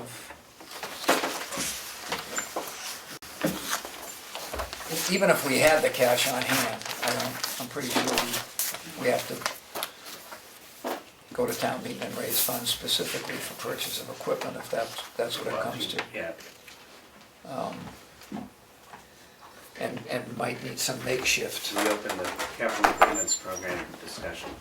Well, but if, I had that written down on my little draft form here, but in fact, Richard's talking about one of the possibilities is a piece of equipment that would be of great use to the highway department also, and what they did today. I mean, you know, something small enough and agile and that has a variety of things. In big picture, that would likely save us, because some of the quotes we'd had last fall and the fall before, was really a lot of money, which is why we, continued to put it off. Whereas the cost that it would be for just a handful of seasons contracting out, we might come out a lot better to have a piece of equipment that can be used year-round for the town. So, And, about the lighting, Peter Smart has information about substantially reducing the cost of the old street lights, including some of the ones that have been shut off. Or that are just out. And this, taking care of this business might benefit South Tamworth or Whittier, or Yeah. if it finds out, we sure would like to use his expertise and contacts. The data that he has about how much light is actually getting down here from the lights that we have it's pretty dramatic. Oh, yeah. Huge savings, I mean. Yeah, compared to the new ones that are there in the village. Thanks for your patience, and thanks to the association for their hospitality and their continued patience with us, but we really are working on it, and Yeah. all right. You're not forgotten, we're going to touch on one thing first, and we'll get to you. Oh, Okay, all right. I'm fine. Sandwich perambulation, discuss the outcome of the meeting. I didn't attend, but I've read the stuff, and my suggestion is that we discontinue utilizing the sandwich attorney, because the deck has been stacked against Tamworth as perambulation from word go. We reach out to them and tell them we'll find a mutually decided upon attorney that's neither Tamworth Council nor someone in their backyard, and see if we can't get this resolved. I mean, this has gone on for, half dozen years, maybe more than that. But there's no reason at all that Sandwich should be steering this ship. It's supposed to be a perambulation of lines that affect both Tamworth and Sandwich. And I think another approach has to be taken, because this one is clearly not working.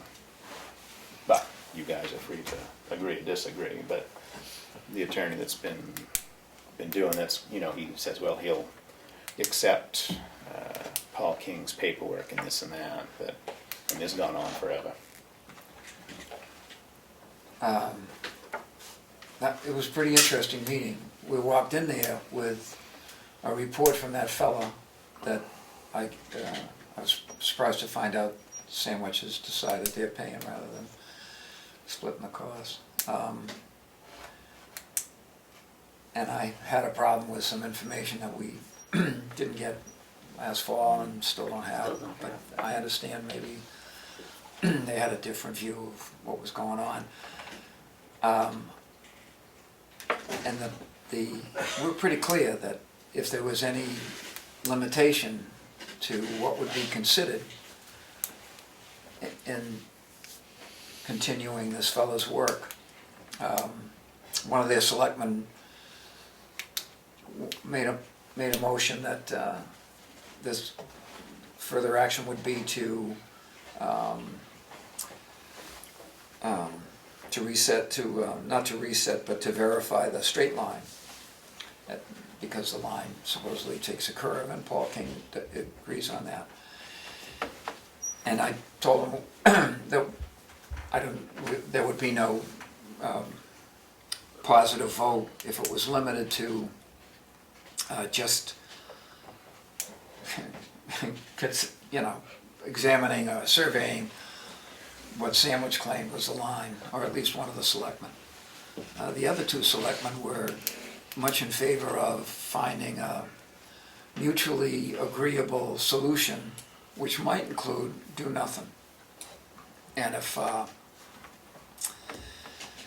anyway, Paul King and I walked out, and I asked him about my perception that as the meeting went on, the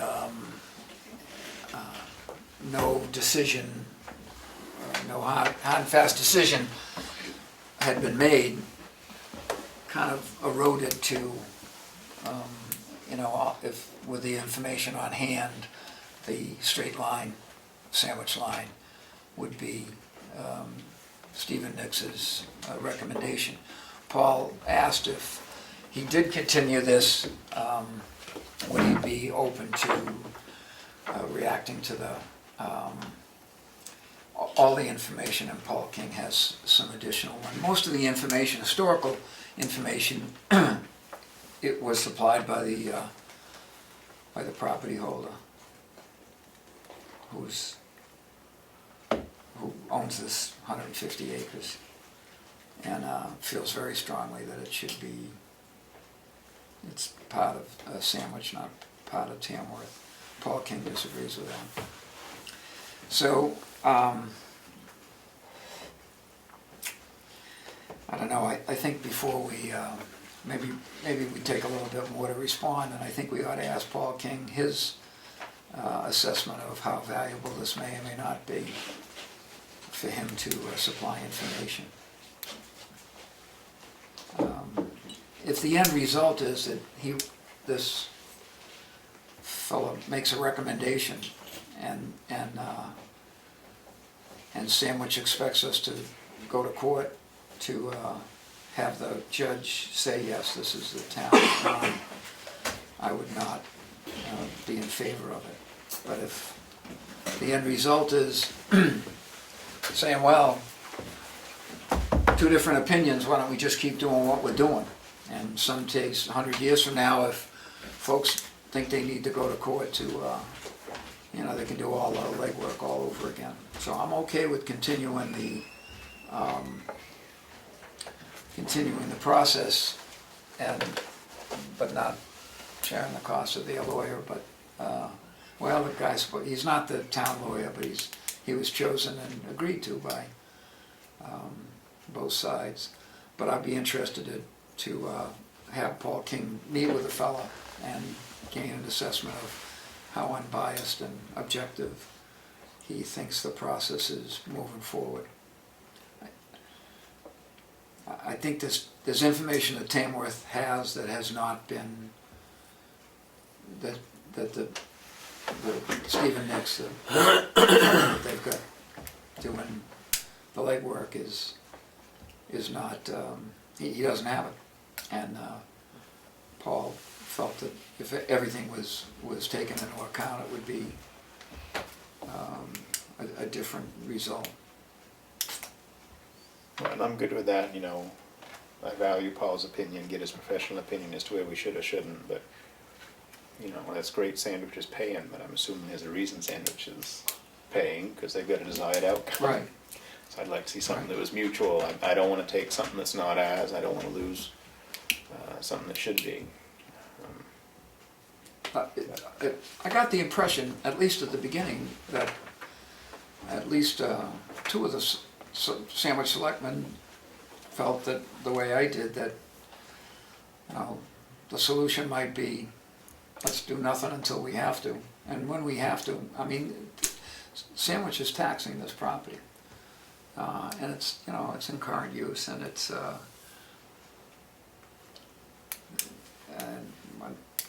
I'd like some of the revenue, but I also, unless we can make a case to the judge that, unless we find that there's a case for us to make, I think that it's premature for us to look to go to court to get a solution. But I would like to get all the information in both Stephen Nix's hands and in Paul King's hands, and I think it's worthwhile paying his efforts in this. I'm at a loss. I haven't. But nobody's called me on it yet. Yeah, I mean, this was all before my time. You guys have been working on this for a long time, and I'm not, to be perfectly honest with you, I'm not read up on all the ins and outs, so I have to go by what you guys say. Yeah. I need to get smart on that. All I know is it's somewhere at 25 and somebody's fighting over property line, and We can get you what we have, that's not much. It's not much. because this has been going on for quite a few years now, right? 240 years. Oh, there you go. 250 years. All right, we're ready to.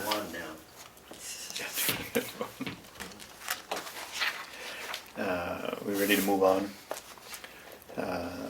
Some time ago, Mr. San Donato come to us about a request to unmerge land that was involuntarily merged. It's been batted around the planning board. Come here, we've discussed with our legal counsel, and it's their recommendation that we grant your request to unmerge Tract 1 from the property at map 405, lot 007 along Pease Hill Road.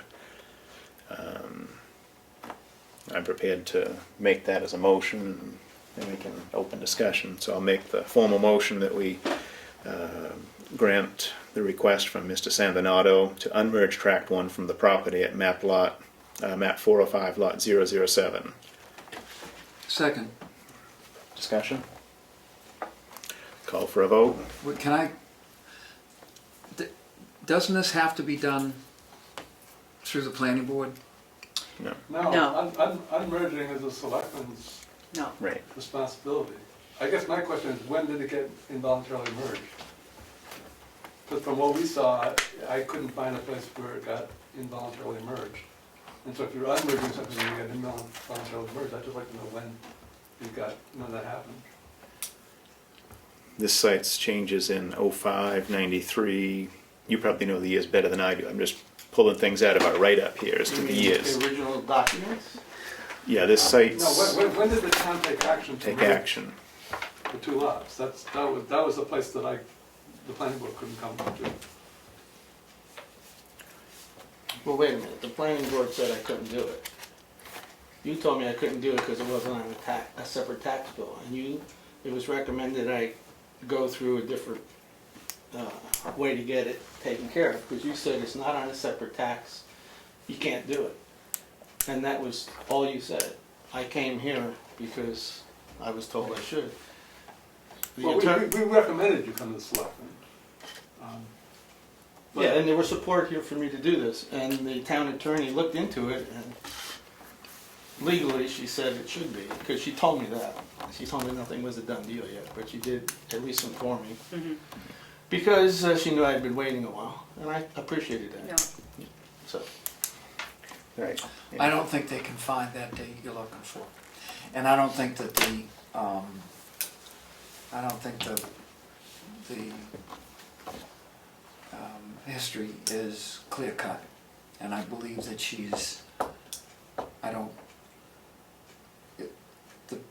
the opinion's there. And although I have some ideas about basis for the legal opinion, yeah, I haven't asked, so I don't know whether it's recent state efforts to undo some stuff that shouldn't have been done, or I don't know what except, you know, it's a pretty readable opinion, and my inclination would be to take it.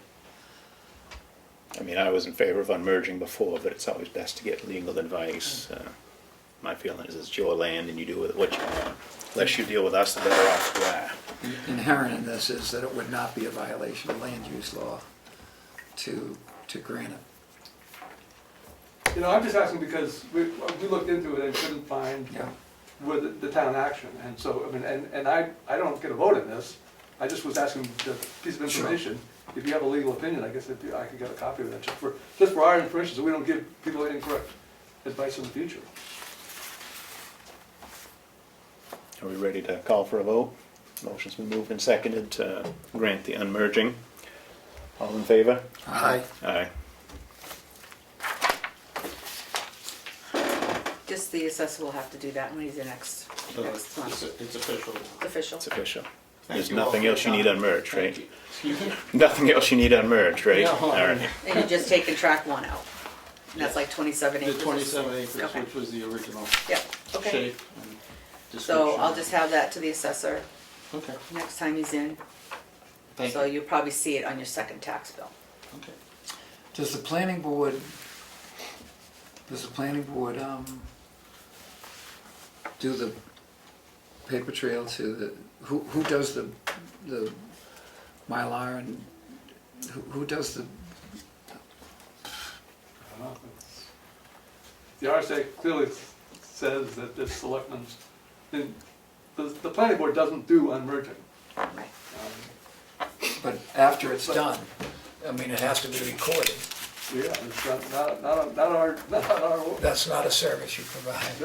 it's not our responsibility, it's your responsibility. All right, So, yeah, I don't know. It'll be the assessor. okay. I would imagine you'd have to get somebody to draw flags.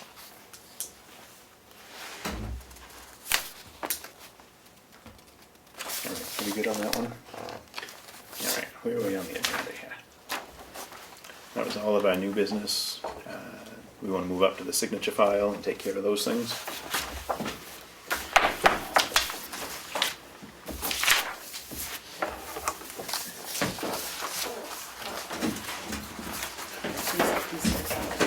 We can sign that one first, right? Oh, there's 4 of them, I'm gonna Four of send them, one all to of each them. individually. So. I think you read that Yeah, already. yeah. I cleaned it up. Thank you. Thanks, everybody. Good night. See you, John.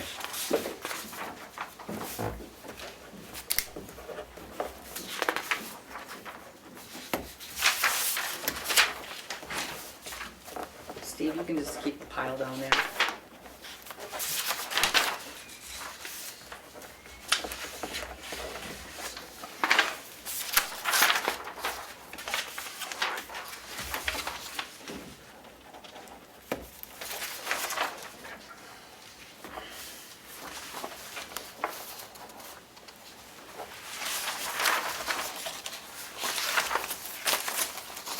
Let's put it there. I have the minutes from our May 4th Selectmen's meeting. I'll make a motion to approve. Second. All in favor? Aye. Aye. I have accounts payable, check register and manifest in the amount of $255,122.68. Second. Motion to approve. Second. There you go, you jumped the gun there. All in favor? Aye. Aye.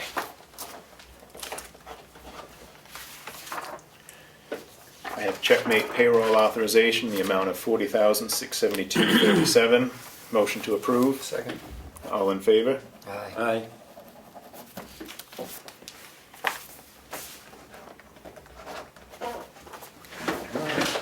Thank you.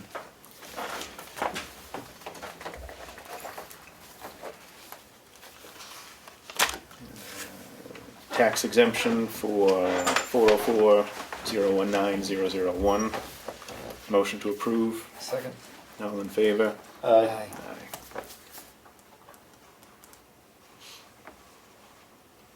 There's 18.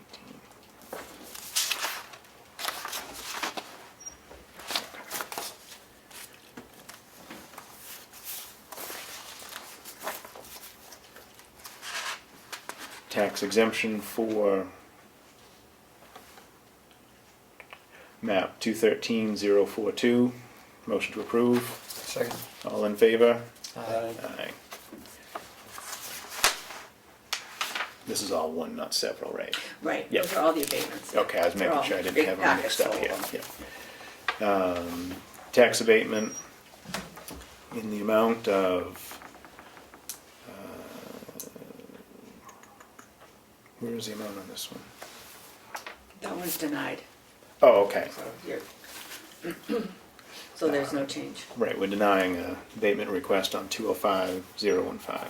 Sorry about that.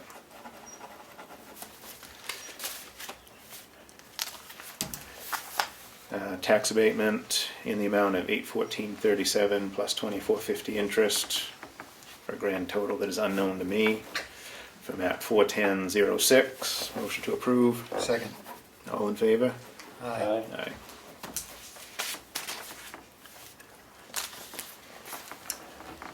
Tax abatement in the amount of $190.40 plus $595 interest for map 404030. Motion to approve. Second. All in favor? Aye. Aye.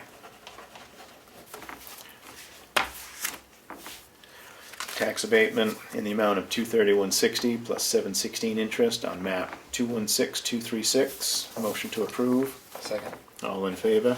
Aye. Aye.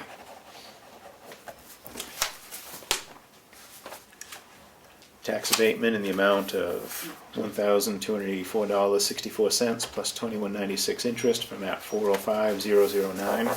Motion to approve. Second. All in favor? Aye. Aye.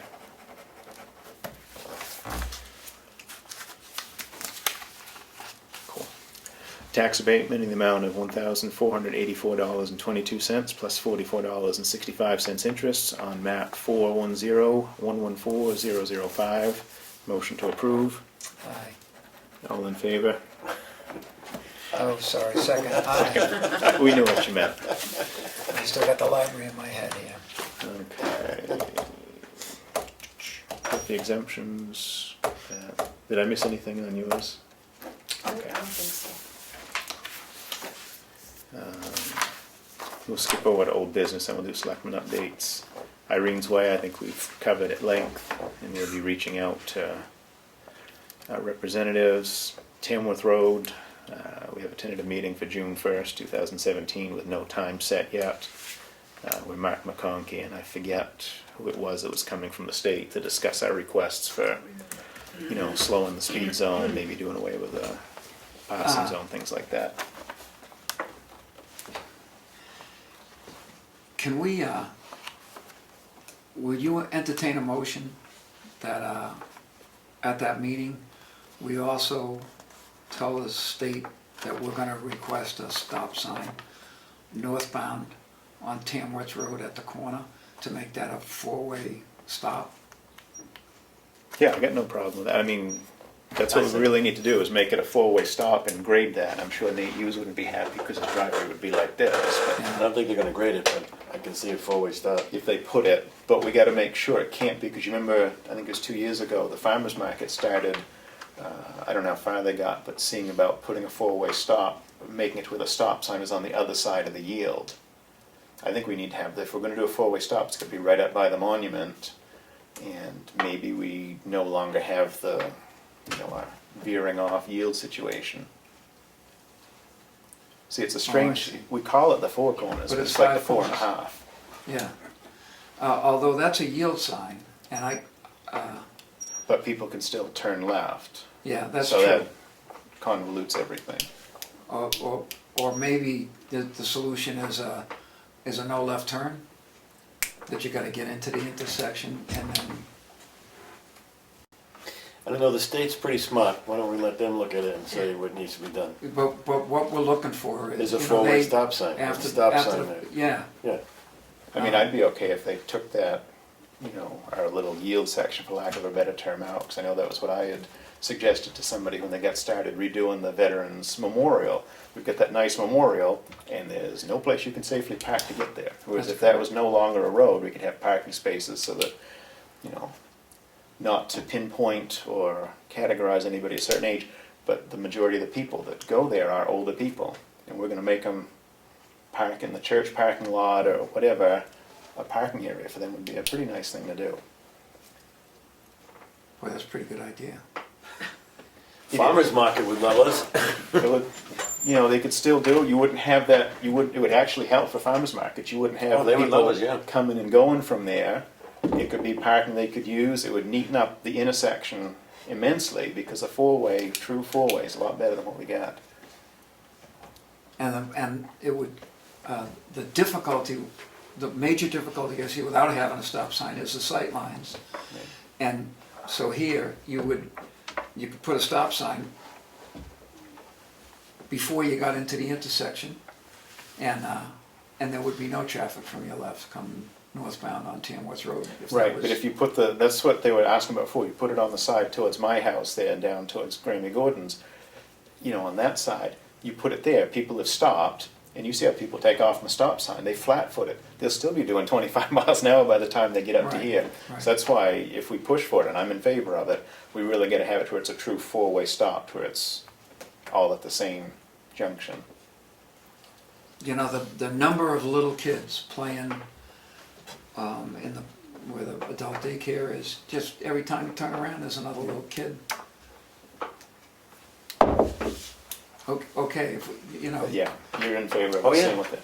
We can ask for whatever, the worst they can Sure. say is no, and they say no a lot. Well, although they were, you know, they responded to when Peg Lochran made that request, they came back to us, and at that time, we didn't have majority vote to do it, so. And since that time, I think it's, you know, people are driving those little cars and little people. I mean, my opposition was to having the stop sign someplace other than right up there to make it a true Yeah. four-way, because I think that makes it more dangerous. Good, yeah, absolutely, yeah, good point. Did you have something, David? Didn't you guys vote against the state studying that? Studying, we're gonna try to skip the study and go right directly to them and tell them what we need. Because what they were proposing for studying was what I was saying about with the stop sign, the plans that they were showing us they wanted to do was to put the stop sign down the other side of, you know, our little yield section, which I didn't think would be any safer to do. But we're in good shape because we got Mark on the job here. And also, they asked us, do you want a stop sign? And we said no. So I would think we would have to have something, be able to go to them and say, by no, what we really meant was. Not in that spot. Yes, not in that spot. I could be misremembering. I remember you guys voted you didn't want them to study it. But that I could be misremembering that. And I still No, think you're that's right. true. I remember there. They didn't want it. They didn't want to do the study because they were afraid, not they, there was an individual that was You afraid didn't want to stop that at all. that if a stop sign, that if they studied it and they came back and saying, yes, you need a stop sign, that you were now obligated to put a stop sign in. So that was the conversation, and that's when they said, no, let's not do a study. And I still don't want them to study, David, I just want them to do it. We know what we want. But you're not wrong, we did turn them down for that, but we have a little different approach and we're trying to lump it with other stuff, so maybe we can get what we want this way. I mean, we're gonna come up aces here, we're gonna get White Lake taken care of, maybe even get a private beach for the residents, and we're gonna get the road and the stop sign. Right? Yep, There you go. things are looking up. All right. I feel better already. It's amazing what 3 hours here at the office will do for you. Well, what is it actually? 2.5. It's not quite 3. Selectmen's update. TCC's got mushroom walks going on. I went to the Health Trust thing. Boy, there was nothing but. Have you heard complaints? Oh, from here? No, not at all. Yeah, No, it was well good. presented, and I think a good deal for the employees. Anyway, there's not an emergency, but a quick wetlands application, a quick resolution of a wetlands application to DES so that they can throw some trees into that little creek that goes from Great Hill to the Swift River, and for the trout fishermen, to restore it to a natural thing, which they've done with at least one other place in town, so that you can catch trout. Sounds like a good idea to me. Library, they were worried about getting 2 proposals for the roof, and I thought for sure they did. And they're doing a strategic plan.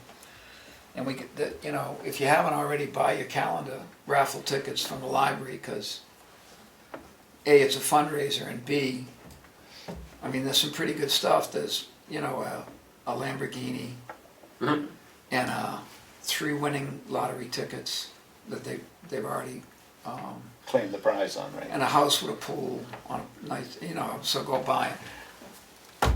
You're gonna get the library in trouble, Steve. Yes, I am. So, on the 11th, I went to that employment law thing in NHMA that was run by Mark Broth and one of his folks.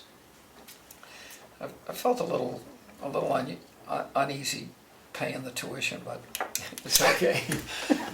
Speaking of which, so then I got in return mail, they didn't have it then, but I got that thing that They emailed me? It's a huge thing Huge on document. employment law. Mm.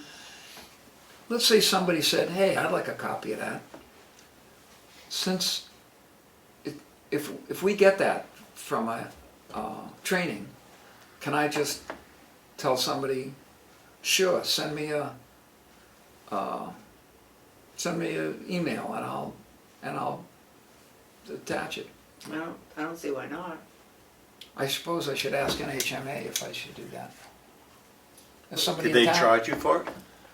Well, the training, you know. Oh, so it was a part of the training? Yeah. It came with a training, but I should ask them. But, you know, there are people who would probably be pretty interested in. I was gonna say, pretty much everything they tell us is for everybody's Right. Yeah, edification. but I so didn't know assuming- whether this was the property of Drummond Woodson that they may sell Yeah, I don't. to, I don't know. For sure, it's, if somebody came here and said, let me see that, once I send it to you, I would think it's, Right. anyway, I'll check on that. And your turn, because I was with him once. Yeah, we went to that, it was a very good meeting. And I guess the most important thing I want to say is what came out of that meeting was the library trustees.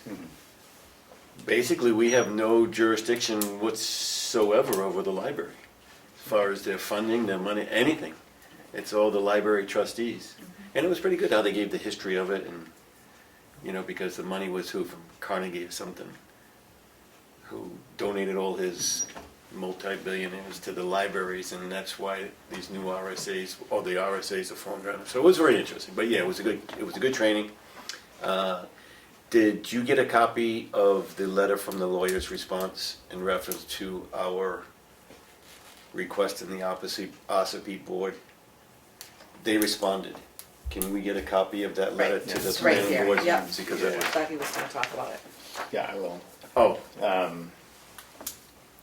If we feel that something's been done wrong, council advises that we reach out to the executive director and regional planner of the Lakes Region Planning Commission, let them know that we requested a butter status on this project and were denied, that we believe that was in error, and also that Lakes Region Planning Commission should have been notified by OSBI about the project. but he, You know. and he said in the very beginning, though, that they had every right to do that. Yeah. Right, OSBI Yeah, does have OSBI every have every right. right I to mean, do we that. can reach out to LRPC. And the only course of action we have is to take it to Superior Court, which I would not be in favor. And I'm not in favor of taking it there. I'd entertain reaching out to LRPC, but I don't, again, I feel like OSIP did act within their rights, and legal counsel concurs that they were within their rights to do so.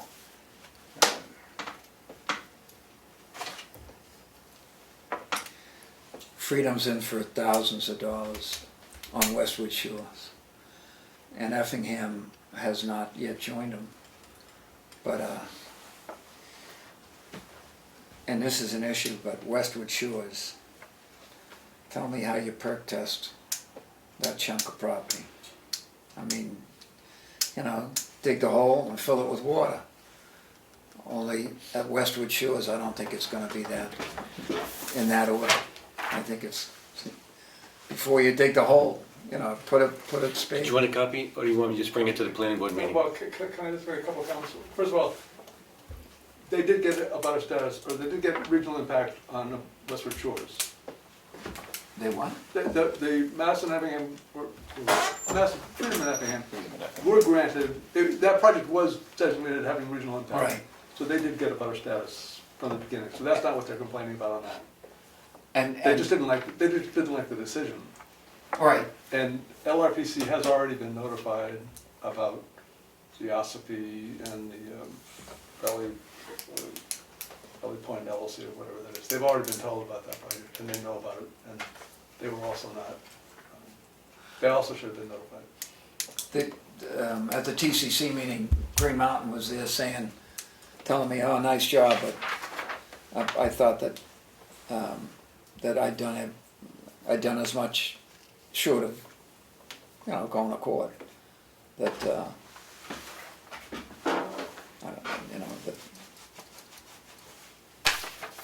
they thanked us kindly for sending a representative and trying to get oar in the water, but again, what they're doing is a site plan for an approved application. They're not, the issue is set. ZBA granted the waiver from the. Well, I know you guys aren't gonna take them to court, but my point was, they needed to decide on regional impact when they accepted the application back in February, when they first accepted it. The ZBA should have done that.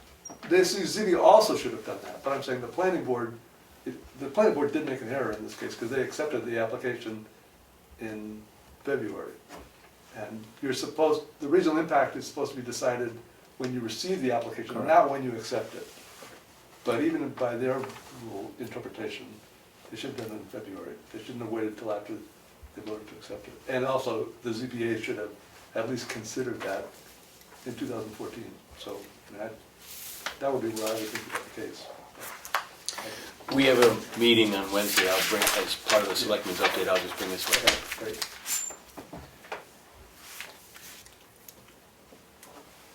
You good? I'm done.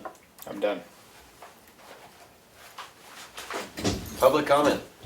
No, I already said too much. No, you didn't. Come on. Hey, thanks for that. Thanks for the legwork on the email. That's the basis of the letters, individual letters that Darlene decided to write to all four of those people. And Dave gets an award for staying the whole time. I would appreciate that. It was clear. Even people like me could understand. Hey, what are you doing here? Whatever they want. I mean, yeah, they're doing whatever they want, but that was smoke and mirrors. Oh, by the way, tell me when the legislature. And they know that. I mean, they have. The legislature may have just, but then why did everybody think differently for 70 years? Okay. Make a motion that we adjourn at midnight. Second. It's like 8:44. All in favor? Aye. Aye. So help me out in this.